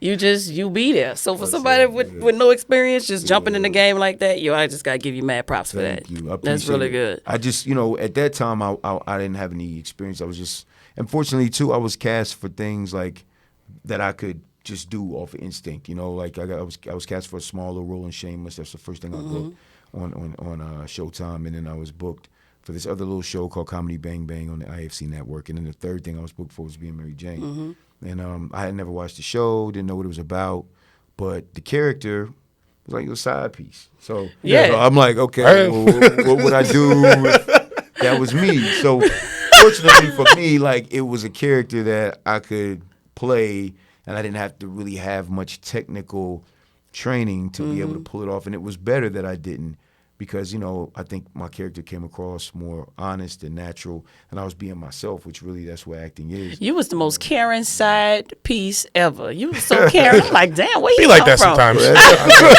I gotta give my sisters credit for that, because that's what I said earlier. Certain things are just natural. Like you have 5 sisters, you constantly, and then the younger sister. So I'm a big brother and a little brother. So I understand that dynamic on both levels, and some of that stuff just kind of comes out. And after I did Being Mary Jane, though, I was like, once I realized how big of a show it was, and I was like, yo, if I'm gonna really do this, I need to get in classes. Because I wasn't even living in LA then. I was still living in Miami. That's where my house is in Miami still now. I have an apartment out here. So I moved. I said, yo, I got to move to LA. I got to get in some classes if I want to take this serious. And that's what I did. I studied with Ivana Chubbuck and Franz Turner for 4 years. I studied with Scott Sedita for 4 years. So for 4 years, I was in class from 7 to 10 on Thursday with Ivana Chubbuck, right down the street from here, literally. Okay. And across from Frankie's. And then I would go off Larchmont, and I would be with Scott Sedita from 7 to 10. So I would take his audition technique class. Then I'd take Ivana's scene study class. And then that's how I became trained. And so now, Because I see this movie you got. Is this movie coming out? Or is it out? A Violent Man. It came out last February. Okay, because I didn't know. I thought it was coming out this February. So I really need to check it out. It looked real good. It looked intense. It's pretty dope. It's a film called A Violent Man. I play an MMA fighter that gets accused of murder. My character ends up having a situation with an MMA reporter, and the next morning she's found strangled to death. So It's a suspense thriller. Oh, I Yeah. want to know if you did it, but I'm great. gonna just watch it. You gotta watch it. What's I dope know what about they it is thought that happened. you already know. Yeah. So, but Chuck Liddell is in it. So me and Chuck fight in the octagon, All right. which is dope because it's real, authentic MMA fighting. The one of the fight choreographers name's John Lewis, and he's actually Chuck's trainer in real life, and Tito Ortiz's trainer. But Isak Tabankale is in it. He's been in everything. He was in Black Panther. He's been in everything. Denise Richards is in it. Okay. Wow. Wow. Camila Joy DuBose is in it. We should watch it Bruce together, Davidson's Mo. Should watch in it. On a little date. Watch it Sunday morning for the Well, game. John Skarloff. It's a great cast. I mean, great ensemble. It cast. look It's really good intense. at- Yeah, it is. It's like one of those throwback noir films, like where you watching it and the world we created. Matthew Berkowitz, shout out to him. He's the director and the writer. It feels like you're watching it, and it's like from a different era. You know what I'm saying? Just the way that it's shot, aesthetically, the way it looks, the acting is like here, the directing, the lighting. It's a very intimate, personal movie. So when you're watching it, you really feel like you getting in on something. Did you have to audition for that? No, that's my movie. I executive produced it. Are you serious? Yeah. Oh, bro. executive- Yeah, look at you. I'm so proud of you. Yeah, thank I you. feel like you wrote a good movie. I ain't even seen it yet. I'm like, I yeah. gotta watch this shit. Yeah, exec produced it. Matt originally wrote it about 4 or 5 years ago, and then we met, and then the lead wasn't written for someone like me. You know, what I mean, my size, and just me being black. It wasn't necessarily written for my character the way just the story, and so I saw it as an opportunity to make it more real and from a different perspective. You know what I'm saying? So I Yeah. came in, and then we added a lot more real elements to it. You know what I'm saying? Made it when you watch it, you'll see what I'm saying. Yeah. There's moments in there where you'll know exactly what I'm talking about because it just makes it way more interesting and it makes you more emotionally attached to the characters. And then you see this real dynamic between pro athletes and the business, and then at the end, hopefully you'll want a part 2. Okay. A lot of Say no people- more. a lot of people- be Go honest. check it out now. At the end, if you don't want a part 2, tell me you don't. I won't hurt my feelings. We had a lot of people that asking for a part 2. But at the end, if you watch it, let me All know right. you want a part That's crazy. So Yeah, it's like you and Rashad Mendenhall really like instead of just being in front of the camera, really like got behind it. Yeah. Start working on like My producing little and like brother, writing and yeah. stuff. Okay. So you cool? I Okay. love Rashad, man. He was another back. Yeah, no, that's what I'm saying. I know he was like a writer on Ballers Yeah, too. incredible writer, smart. More than an athlete, Yeah, man. definitely. There's a lot of us like that, and the good thing about social media is that, we get a chance to showcase that. Where before, it was just, the stigma about athletes and, they're, jocks and, but people don't realize how hard football is. You have to be smart. Especially that specific position. Yeah, because It's a that stigma lot. that people think y'all just, you know what I mean? No. Yeah, no, you have to be smart and to be out there. You know what I'm saying? Because, it's chess. It's Yeah. chess. You're playing chess with humans. Very violent chess, Yeah. and everything could change on the fly. And you have to know Oh, exactly yeah. you got to be, like, just be that fast. You have to know where to be. You have to anticipate what someone's going to do. Then you have to make the play. You know Which what one I'm of your saying? coaches you feel was the smartest? My coach, Jimmy Ray at the Jets. I was I going had to say, don't some- say I- Rex. My head coaches. Yeah, I was going to say, don't say I Rex. love Rex. I do. I'm a Giants fan, but Oh, yeah. okay. Y'all made it hell for a couple years. Yeah. It was rough. Yeah. And we was like coming off a Super Bowl too. Yeah, No, it just got taken away from us that quick. The city just completely switched over. Yeah, we were mashing people. Yeah. But no, Jimmy Ray actually taught me how to be a running back. My whole life, I ran off of instincts and preparation. I was prepared, but I ran mostly off of instincts, and I wasn't a technical runner until I met Jimmy Ray in 2007, and we were 4-12. And we had such a young team. Our offensive line was young and a couple of like makeshift guys. And I ended up with 1,100 yards still. And I was used to running against the 4-3 defense in the NFC because a lot of NFC defenses run teams run 4-3 defenses, and AFC teams run 3-4 defenses. And the 3-4 defense is pretty complicated. 4-3 is a little more simple because they just rely on athleticism. You know, they rush your defensive ends. They got athletic linebackers and safeties, and they're usually not that big. They're smaller, quicker, fast guys. Where when the AFC, it's big nose tackles like Vince Wilfork and all these guys, and then they have big defensive ends, and then big linebackers, and then they disguise their defense. And I mean, it's a lot more complicated. So Jimmy Ray taught me how to be a technician. He taught me how to anticipate what the nose tackle is going to do, what the linebacker is going to do. You know, I had a really close personal relationship with him. Jimmy Ray coached OJ, coached everybody. Yeah. Like he coached like legends. And so just the knowledge and information that I gotten from him, Eric Dickerson, he coached Eric Dickerson, like, was incredible. And that 1 year, I felt like I became a running back. And the next year, I led the AFC in rushing, was a starter in the Pro Bowl. And the next year, I was third in the NFL in rushing and third in touchdowns. And that was all when I was 29, 30, and 31. Damn. Those were my best years, 29, 30, 31. Well, 30 and 31 were my best years. I had 1,300 yards when I was 30 and then 1,400 yards when I was 31. And it's all because of Jimmy Ray, because no matter what defense it was, I knew what you were going to do and I knew where you were going to be. So I was able to already anticipate it. And then, if anything, I was getting 3, 4, 5 yards until I wore you down and then bam. You know, like, because we were 31st, I think, in passing in 2009, but we were first in the league in rushing, which is very hard to do because it means you have no passing game. Yeah. You know, and that was Sanchez's rookie year, and he's a rookie and trying to figure it out. And the defense threw a lot at him. They're like, you know, we're gonna put everybody in the box and we're gonna make you beat us, Mark. And he did a great job because we made it all the way one game away from the Super Bowl, and but that was when we lost to the Colts in the AFC Championship game. But Jimmy Ray is like, I had some great coaches: Jimmy Ray, Tim Spencer, Ohio State legend running back when he was my coach of the Bears, Kirby Wilson, Johnny Rowland. You thinking about Maurice coaching? Carthon. No. No coaching for you? No sports broadcasting? No. None of that? He's coaching in a different way. Yeah. I couldn't. And a lot of it, too, was because I was never just like a football player, even though I talked football and I loved it. I always had other things going on. Like in off season, I had my music label. You know, I had a couple of artists we had to deal with, Universal, Steve Rifkin. Oh, that's what's up. You know what I'm saying? When I was at the Jets.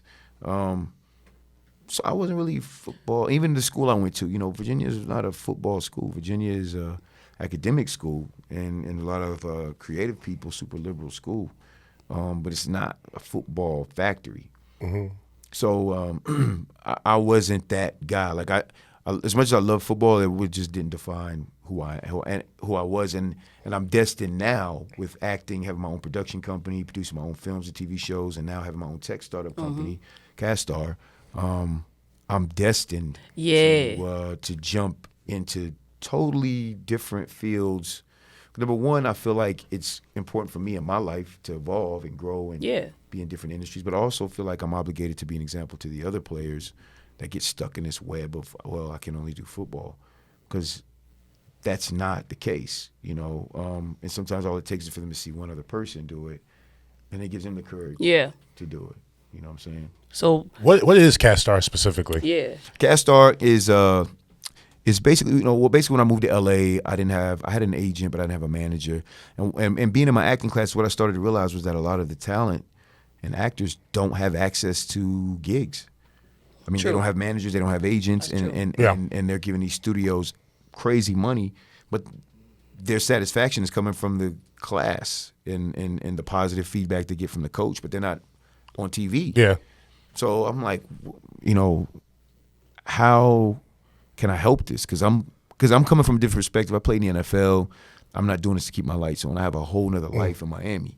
You know, I'm here because I'm like, well, I don't have anything to do. It's a passion. I was fortunate enough to be cast for something big early, so let me see where this takes me. So I was like, how can I help these people? And that's what, you know, the idea for my app Castar came out. My idea, and Scott Powell, my co-founder and COO, we came up with this idea for a mobile app that basically allows talent to create a portfolio, and whatever their talent is, whether they're an actor, whether they're a dancer, model, whether they're a hairstylist, makeup artist, create their portfolio, put some of their digital content up there, their resume, and then if you're looking for that talent but you don't have a budget to go get a casting director, or but you still want to shoot a short film, or you still want to shoot a web series, but you're looking for talent but you don't know where to find them, you can put your gig on CastStar, specifics, location, and it's only right now for the LA area, and it's only on iPhone because we wanted to narrow down the user base initially to kind of get all the analytics and data. So you can submit. So for a $9.99 subscription, you can submit to unlimited gigs. So if I see 10 gigs that I like, I hit submit, boom, boom. Now I've sent my portfolio to the person, and then I just wait for them to react. And then if they like me, then they message me back, and then bam, now we're working. So it's. I mean, I've the feedback that we've gotten has been incredible. I was gonna say that's a lot better than responding to Craigslist ads. Yeah. It's especially when you're trying to get started. Yeah. It's a decent app. I actually downloaded it myself and to check it out and see what it was about. When I first heard about it, I was like, oh, okay, this is just going to be for an acting thing. Yeah. But you're right, it's everything. It's hairstylists, it's photographers, it's artists, it's comedians, it's everything. Yeah. So the people that's out there listening, it's for everything. All crafts, all journeys of life is in this app, and it's a great app. You should download it. Thank you. I mean, that's a passion of mine, and that's why we have our own digital content as well. We have a show that's on our YouTube channel, CastStar YouTube channel, where I'll bring in certain actors, writers, directors, people in the industry, hairstylists, makeup artists, and I'll interview them about their journey through Hollywood, so we can inspire the people that are on the app. And then when it comes to just me wanting the talent to win, like I know what that feels like to get told yes. I know what that feels like to get told no. So it's not just an app, and it's not just business. I truly enjoy when we get a DM from someone on the app and they say, hey, I booked a job. Because we're like, tell us that you booked a job, because we want to showcase you on our platform. We want to showcase you on our social media. We have a thing called Cast on Caster. So anytime someone gets booked, we're like, tell us your gig, tell us what it is, specifics, and then we post it on our social media. That's dope. So we're in a position now where, we're fundraising because we're only in the LA area and we're only on iPhone. So, we want to build an Android version, so people with Androids have access to it, a web-based version, and then expand nationally as well, so we can kind of cover the whole country, because there's just so many talented people across the country that just don't have access to gigs. Yeah, and people are shooting stuff everywhere now. Oh hell yeah, everywhere. They got Atlanta, Chicago. Yeah. So our catchphrase is CastStar, the community for creatives. I like that. So we have mixers once every month. We have classes every month in LA. It's great for the mixers because they're packed. And a lot of times the new people that show up to the mixers, because they'll see it on Eventbrite, the actual talent that's on Caster, they're the ones that explain what Caster is. And I'm always there. Sky's always there. So they see us. So it's not like some app downloaded and give us your money. It's like, no, like I'm there. I'm involved in the middle of it. Yeah. It's not just your face on top. I cast 2 people off CastStar in my own movie that you guys are going to see. And then I cast 3 people. One was a waitress at Kitchen 24. One was did concierge at the W, and another one worked at 7-Eleven. Oh, word! Yeah, damn. And so I cast them because they were great actors. The one that worked at 7-Eleven was in my class. So I cast all the brilliant people out here working these shitty jobs. Yeah, I mean the guy. I'm telling you. Well, the guy that's on that I cast that works at the W, he's on Narcos. Oh, word. He's on Altered Carbon on Netflix. He was in the movie The Umbrella Academy. Incredible actor. He played in Altered Carbon. He plays a skinhead. Another character, he plays a Hispanic guy speaking fluent Spanish. Crazy. Yes, that's range. Yeah, he's actually on my show. The name of the show is called the CastStar Couch. So we basically have this, setup where we bring the talent in. And I had him come in, tell him his journey. He used to drive big trucks. Crazy journey, and you'll see him at the W. He's helping guys with their bags. And next you'll see him on Netflix. That's crazy. People on TV still gotta work. Yeah, I mean, because there's a misconception that everybody's making millions of dollars on TV. My family think I'm rich. I'm like, I ain't rich.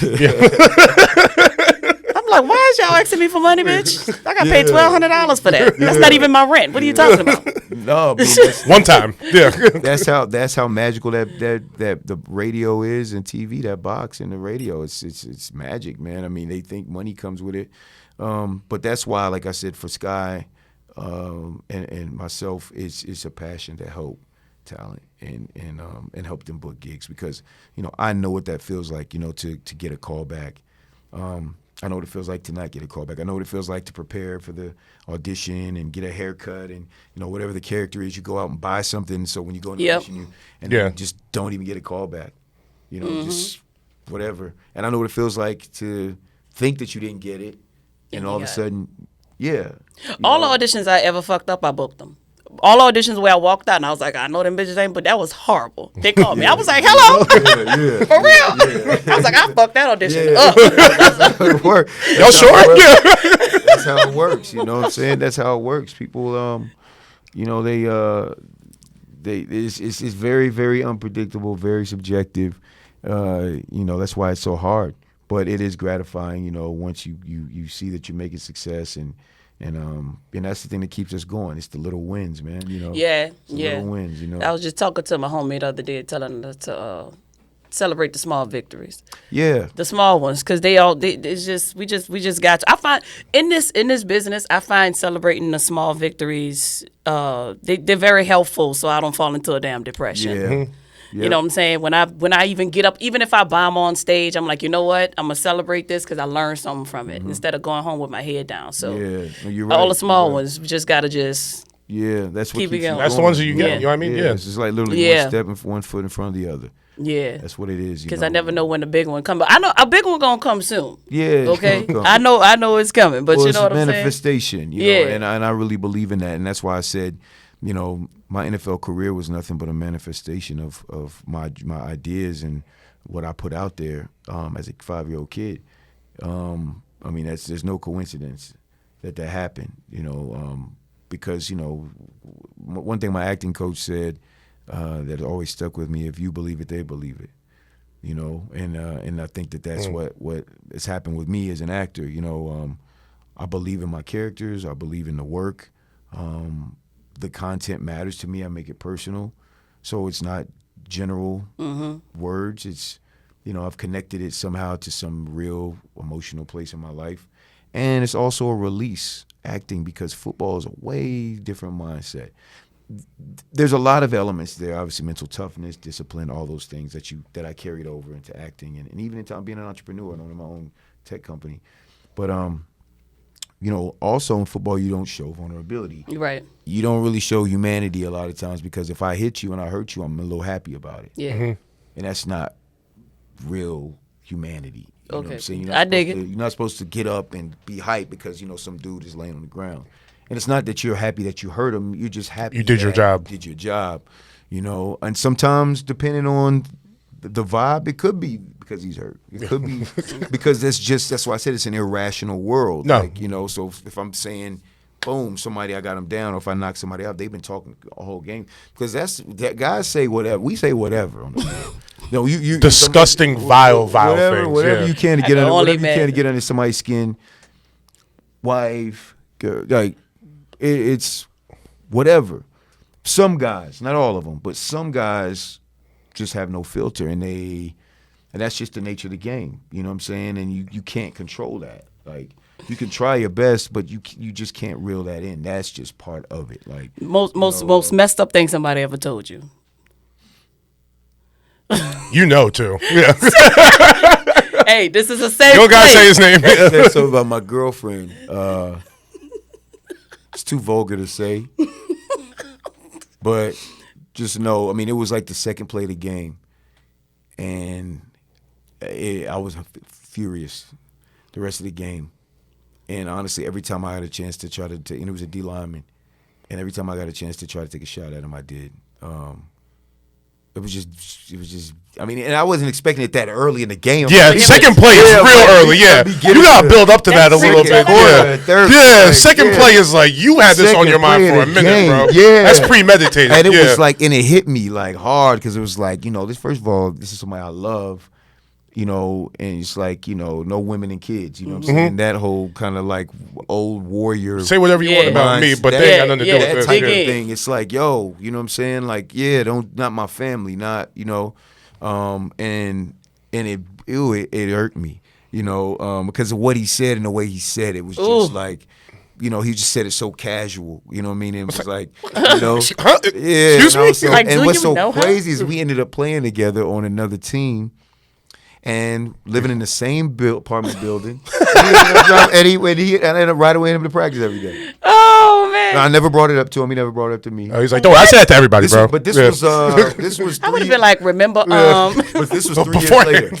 Bro, I would have said something. I think I might have got him during the game. I was gonna say, how'd you finish up the game? Yeah, I think I got him during the game. Did you ball out? You know, yeah. Yeah. And it did the exact opposite of what he intended. Okay, but then that's problem solving right there. And you know, I got a couple of good shots on him. You know, I was waiting for him to not look.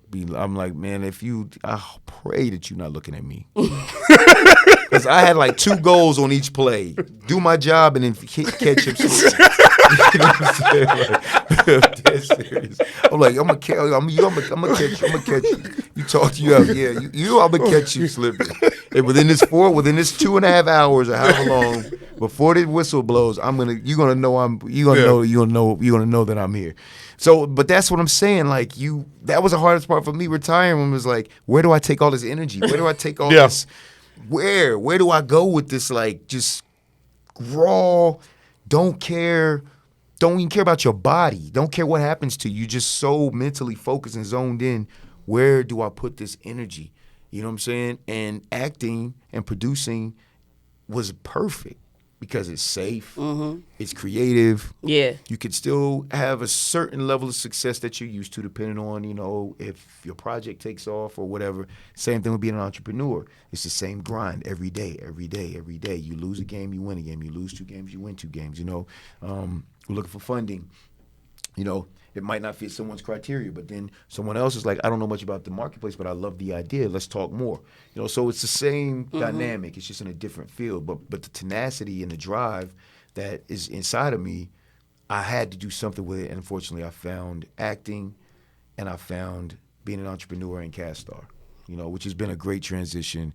And then just even, you know, RefRatings, you know, just meeting David and the team and you guys, that alone helps just because there's like-minded people around you that are on the same hustle, the same grind. Like, I'm not the only one. Yeah. And then trying to figure it out. Yes, and we're coming up together. They say I love networking horizontally.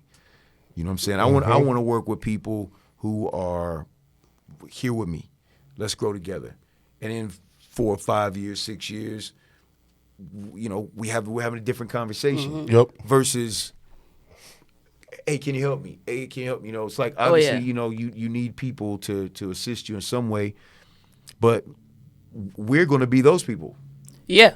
You know what I'm saying? Yeah. That's how I see things. So even working, like I said, with RefRatings, being an athlete, it's a great platform. It's a great idea. Obviously, referees are the new celebrities because they get a lot more conversation than they did back when I played. You know what I'm saying? Because a lot of times the referees back then, they would just let stuff go. Now, you know, you have a referee in the yeah. Yeah. Skybox. Yeah, the referee is like they don't even be watching. They be like, what? Something happened? All right, run it. I ain't even see it the first time. I swear to God. Run it back. Yeah. Let me put this hot dog down. And then they come back and then, you know, so the referees are playing a huge part in sports and I think now, you know, they have a voice and be it good or bad, you have to deal with them. You know what I'm saying? So I think, you know, RefRatings is an incredible idea. I think it's going to win big. The app, the RefRatings app is dope too. I'll be in there playing around. Yeah. It's pretty dope. Yeah. Oh yeah. Especially for me, like someone who likes to gamble, because they have the funds to gamble as much as I'd like to. I can just go, I know. I still get the feeling of being right. Yeah. You know what I mean? Yeah. Like, look at my points right here. I got it right. Dopamine release. It is 100%. Same thing with CastStar. You know, I mean, you book a gig on CastStar. You know, it's not just for beginners. It's for working. There's working actors on there too because they still have to keep their lights on. So it might be pilot season, but hey, there might be something that's shooting for $400 and they need someone that fits your boom, they've seen you on something, and they're like, oh, I saw this person, boom. Oh yeah, I saw a whole bunch of things on there with a plethora of opportunity for a whole different people, backgrounds, ethnicities. Trans stuff is on there. Gay stuff is on there. Stuff for it's a very, very well-rounded app, and a lot of people are participating in it. I like it. Well, I mean, that's the thing. That's the beautiful thing about Hollywood, man. In this world, is that everybody's able to do what they do. And there's a need. Everybody's needed. You know what I'm saying? Everybody, no matter what, race, culture, sexual, no matter what, you're needed. You're important. You know what I'm saying? In this industry.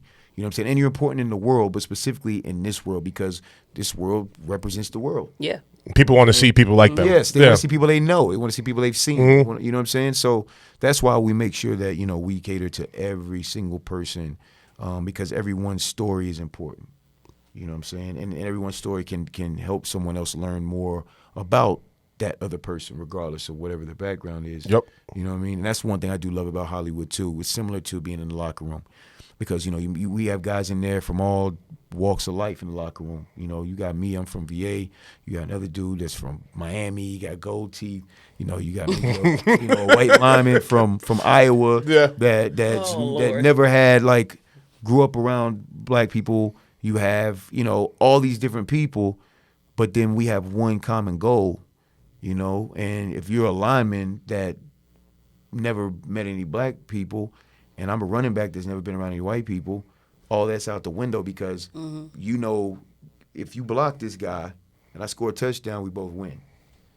And I think that's the beautiful thing about Hollywood, too, is collectively, everyone working together. And obviously there's a lot more politics in Hollywood and a lot more politics in the entertainment industry, but overall, I think there's great opportunities to kind of bridge the gap, depending on the content you're creating and the narrative you spin. And that's why, like A Violent Man, I think you'll enjoy it because there's a lot of raw honesty in it, and that's what I like. I like content that's raw. Like I have a TV show that my production company, me and Deji LeRae, my production partner, have a deal with Cedric the Entertainer's company, Bird and the Bear. And I can't give you the name of the show. That's dope. But we're working through negotiations right now with a network. It's a show that me and Deji wrote, we're starring in, we're executive producing. That's sick. So it's a really, really dope show. We shot a pilot, and Cedric loved it. So we're going through all the specific details now. Yes, Cedric. Cedric. Cedric. You know what I'm saying? And the show is going to be it's a dope show. I can't say the name. Is it going to be funny? If it's fun. Involving, I feel like I'm like, Yeah. you got Fun. said in It's there. gotta be, yeah. It is funny, Probably so stupid. but it's so funny because it's so honest, and it's a totally different it's a plethora of different experiences. Everyone has a totally different life experience, but we're all connected, and it's a perspective that's not really shown that much. And the honesty is the funny because it's something that you just said, or something that you just heard, or something that somebody else does that or something your significant other does that you just did that. Yeah. You know what I'm saying? When we do the pilot, when we show people the pilot while we were shopping it before this deal situation came up, before one person would say one thing and people just start laughing because they're like, no, he didn't. And I'll give you one little thing. It's from a black male perspective is the light is shined on kind of how we see things and how the world sees us and how we see the world. But it's different versions of black men. It's not the mainstream, it's stereotypical. Yeah, it's not any of that. Yeah. It's me, you, That's all right. You call me a black guys, man. you, all three of us, right? And all of us have different personalities. Right. You have a totally different personality than me. Totally different personality. Totally different look. Totally different swag. But we family. Yeah. And we connect. And I don't think you see that a lot when it comes to black men. You see it with black women a lot, but you don't see it with black men. You know what I'm saying? So most people don't think that certain black men hang out with, connect with other certain black men. Wrong. It's no, because we all got that same commonality. Right. So I'm just throwing a little bit out there because I feel like I have to say that because I'm really that excited about it. But yeah, I think it's gonna be a dope show. That's dope, man. Well, we excited about it too. You thinking about directing? Not yet, because I don't think I've gotten to where I want to be as an actor. I mean, the good thing about writing, which is what I do with my producing partner, is that it gives you insight on the characters and it helps you as an actor. Because now you're not just thinking of, your lines or, you're thinking of all the specific motivation for why this character said that and would do that and would be like that. And in his history, was he, in a violent home? Was he, abused? What was his, family situation like? Was he sexually assaulted? Was he, you're thinking of all these little specific things to put underneath the character. So now when I read a script, I'm not just reading the lines. I'm already you're reading the person, yeah. Yeah, like muscle memory. I'm figuring out who is this person. So when I go in the audition, I'm already tapped in. Yeah. It's not just lines. I'm tapped into who this person is, and I've created a world around me where I'm just playing in that world. So either I'm good enough for the role, either I fit what you're looking for, or I'm not. But that's what happens when you do the work. When you do the work, you can let it go. Yeah. You know what I'm saying? Because then it's kind of like, not in an arrogant way, but it's kind of like, well, it's your loss because you don't know what I was going to bring to that kid. Yo, if you want me to just tell you, so I ended up getting me an acting coach as well, and he said all the same things. You get the character, you understand why they would say, because sometimes you get an audition, they don't give you no backstory, they don't give you anything. So you got like you get a paper like this, and it's just lines, but you don't know nothing about this character. But he was like, certain words give you keys as to what this person went through and why they say certain things, but it's up to you to build the world and make strong choices and go in the room with that. Yeah. Because they could tell, I think they 100% can tell who did the work. Yeah, they can. You know what I'm saying? Because they've seen, just within that day, I mean, you have to imagine how many people they've seen that have come in there and just given the exact same audition. Mm-hmm. You know what I'm saying? Because a lot of people make the same choices. That's what happens when you don't do the work. There's nothing specific about the work. It's just, you're just saying lines. And they know once you get on set, especially for some of the bigger projects, where they're expecting you to be able to take direction like this, and you understand the terminology, and that's why when I did Being Mary Jane, honestly, I didn't know any of the terminology. Rob Hardy was the director of the third episode I did. The first two episodes were pretty smooth because it was like a couple of lines here, and I just had to do my thing. Third episode was like, we opened up the show, me and Gabrielle, and I had a full-on big scene in the beginning, and he was like straight up director mode. Like after the take, hey, now of course, Gabrielle's her show, so and it's just me and her, so I'm getting all the smoke. Yeah. So I'm like. Yeah, she trying to get out of there because she trying to get to the Heat game. Yeah. She trying to get on the plane and go to Miami so she gets in the morning so you go to get the time for the Heat game.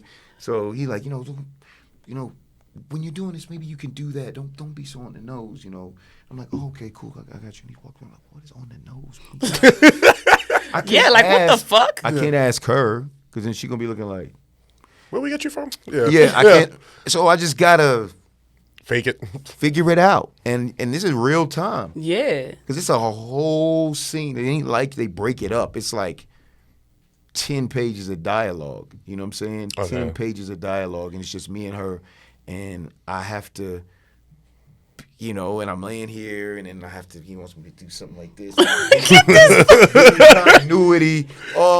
After he gives me the notes, then here comes the script supervisor.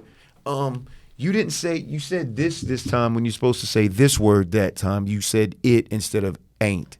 You're supposed to say it. Oh, and remember to put the pillow under this arm. Yeah. It's like. So I'm like,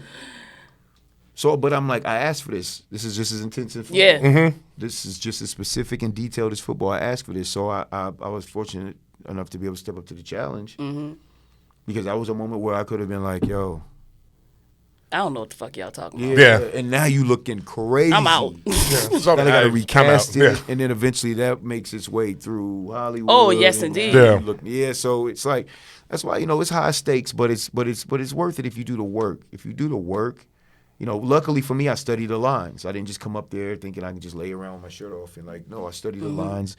I didn't really know what I was reading, but I at least made the effort to memorize it. And then little by little take the direction and start to figure it out on my own, where now it's like,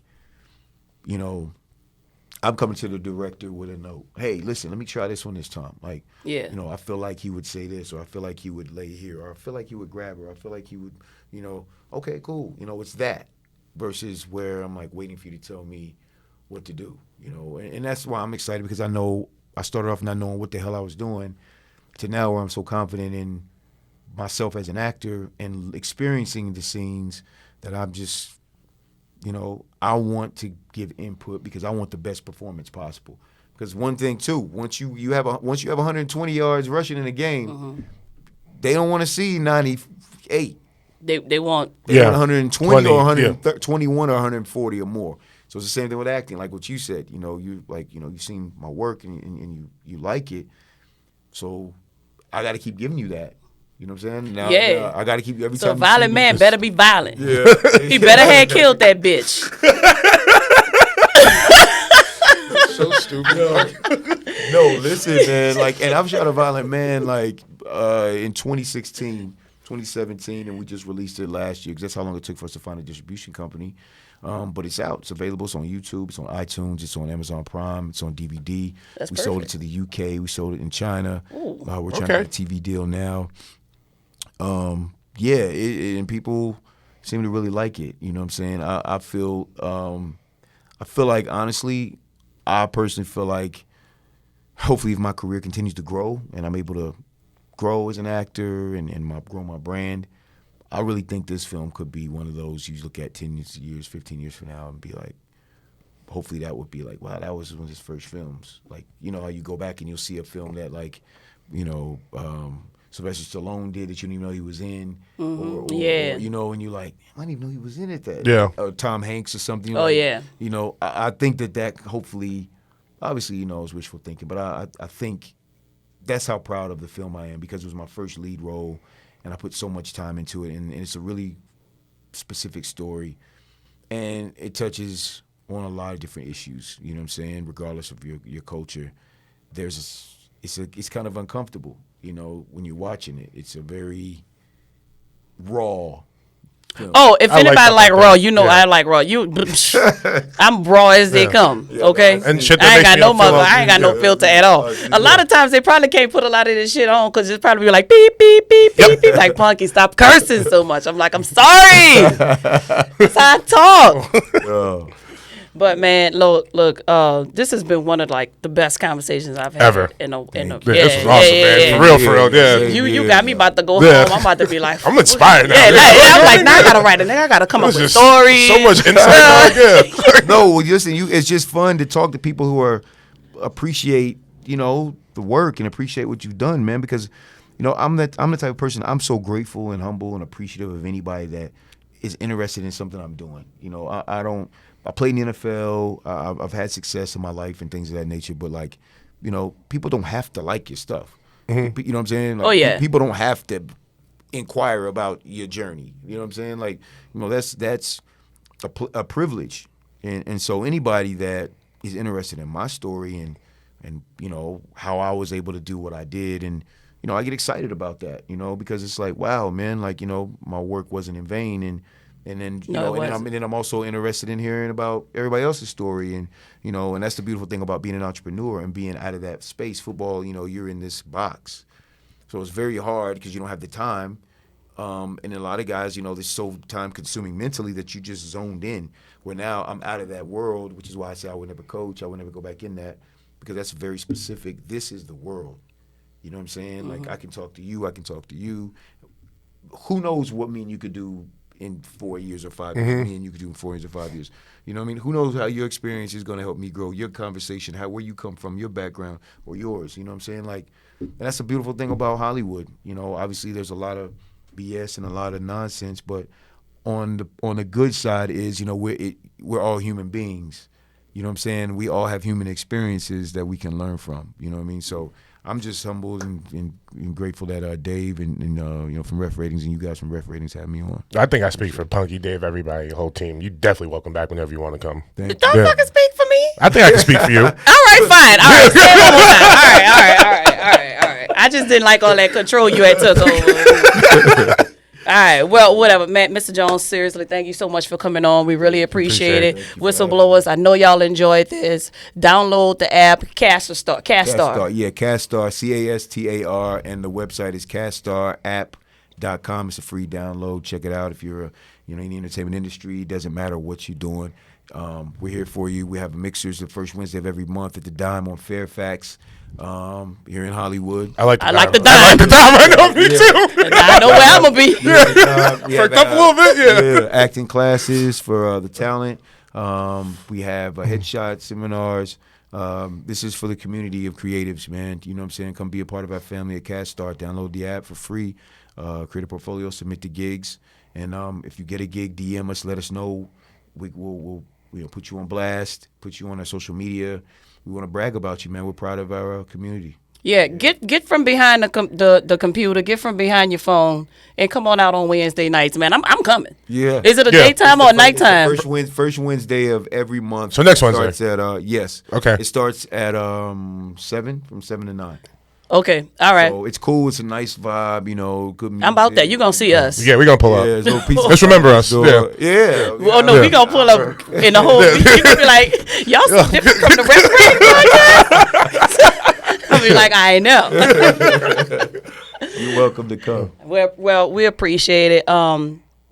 Whistleblowers, thank y'all for watching. Thank y'all for tuning in.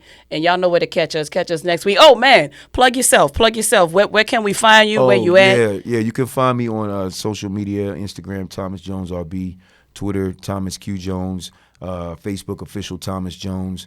And, Thomas Jones was my football name, but my, as an entrepreneur and as an actor, Thomas Q Jones. So if you Google Thomas Q Jones, it'll bring up my IMDb, all my acting work, and, Tom Jones, the singer, kind of getting Quincy Jones. They get on my nerves, both of them, because that's funny. They mess up my Google search. But you can look up Thomas Jones and Thomas Q Jones and find me on Google. So. Yeah, man. Look out for my boy, Thomas Q Jones. Don't forget the Thomas Q and the Jones. Yeah. And follow my boy on everything. Follow me at Punkie Johnson on everything. Punkie Johnson on everything. Follow my boy. Follow me at KickRock, CIROX on Instagram, and Les is Morgan on Twitter. And y'all can find us at RefRatings on everything. RefRatings. Holla at y'all. Peace. Thank you. Peace.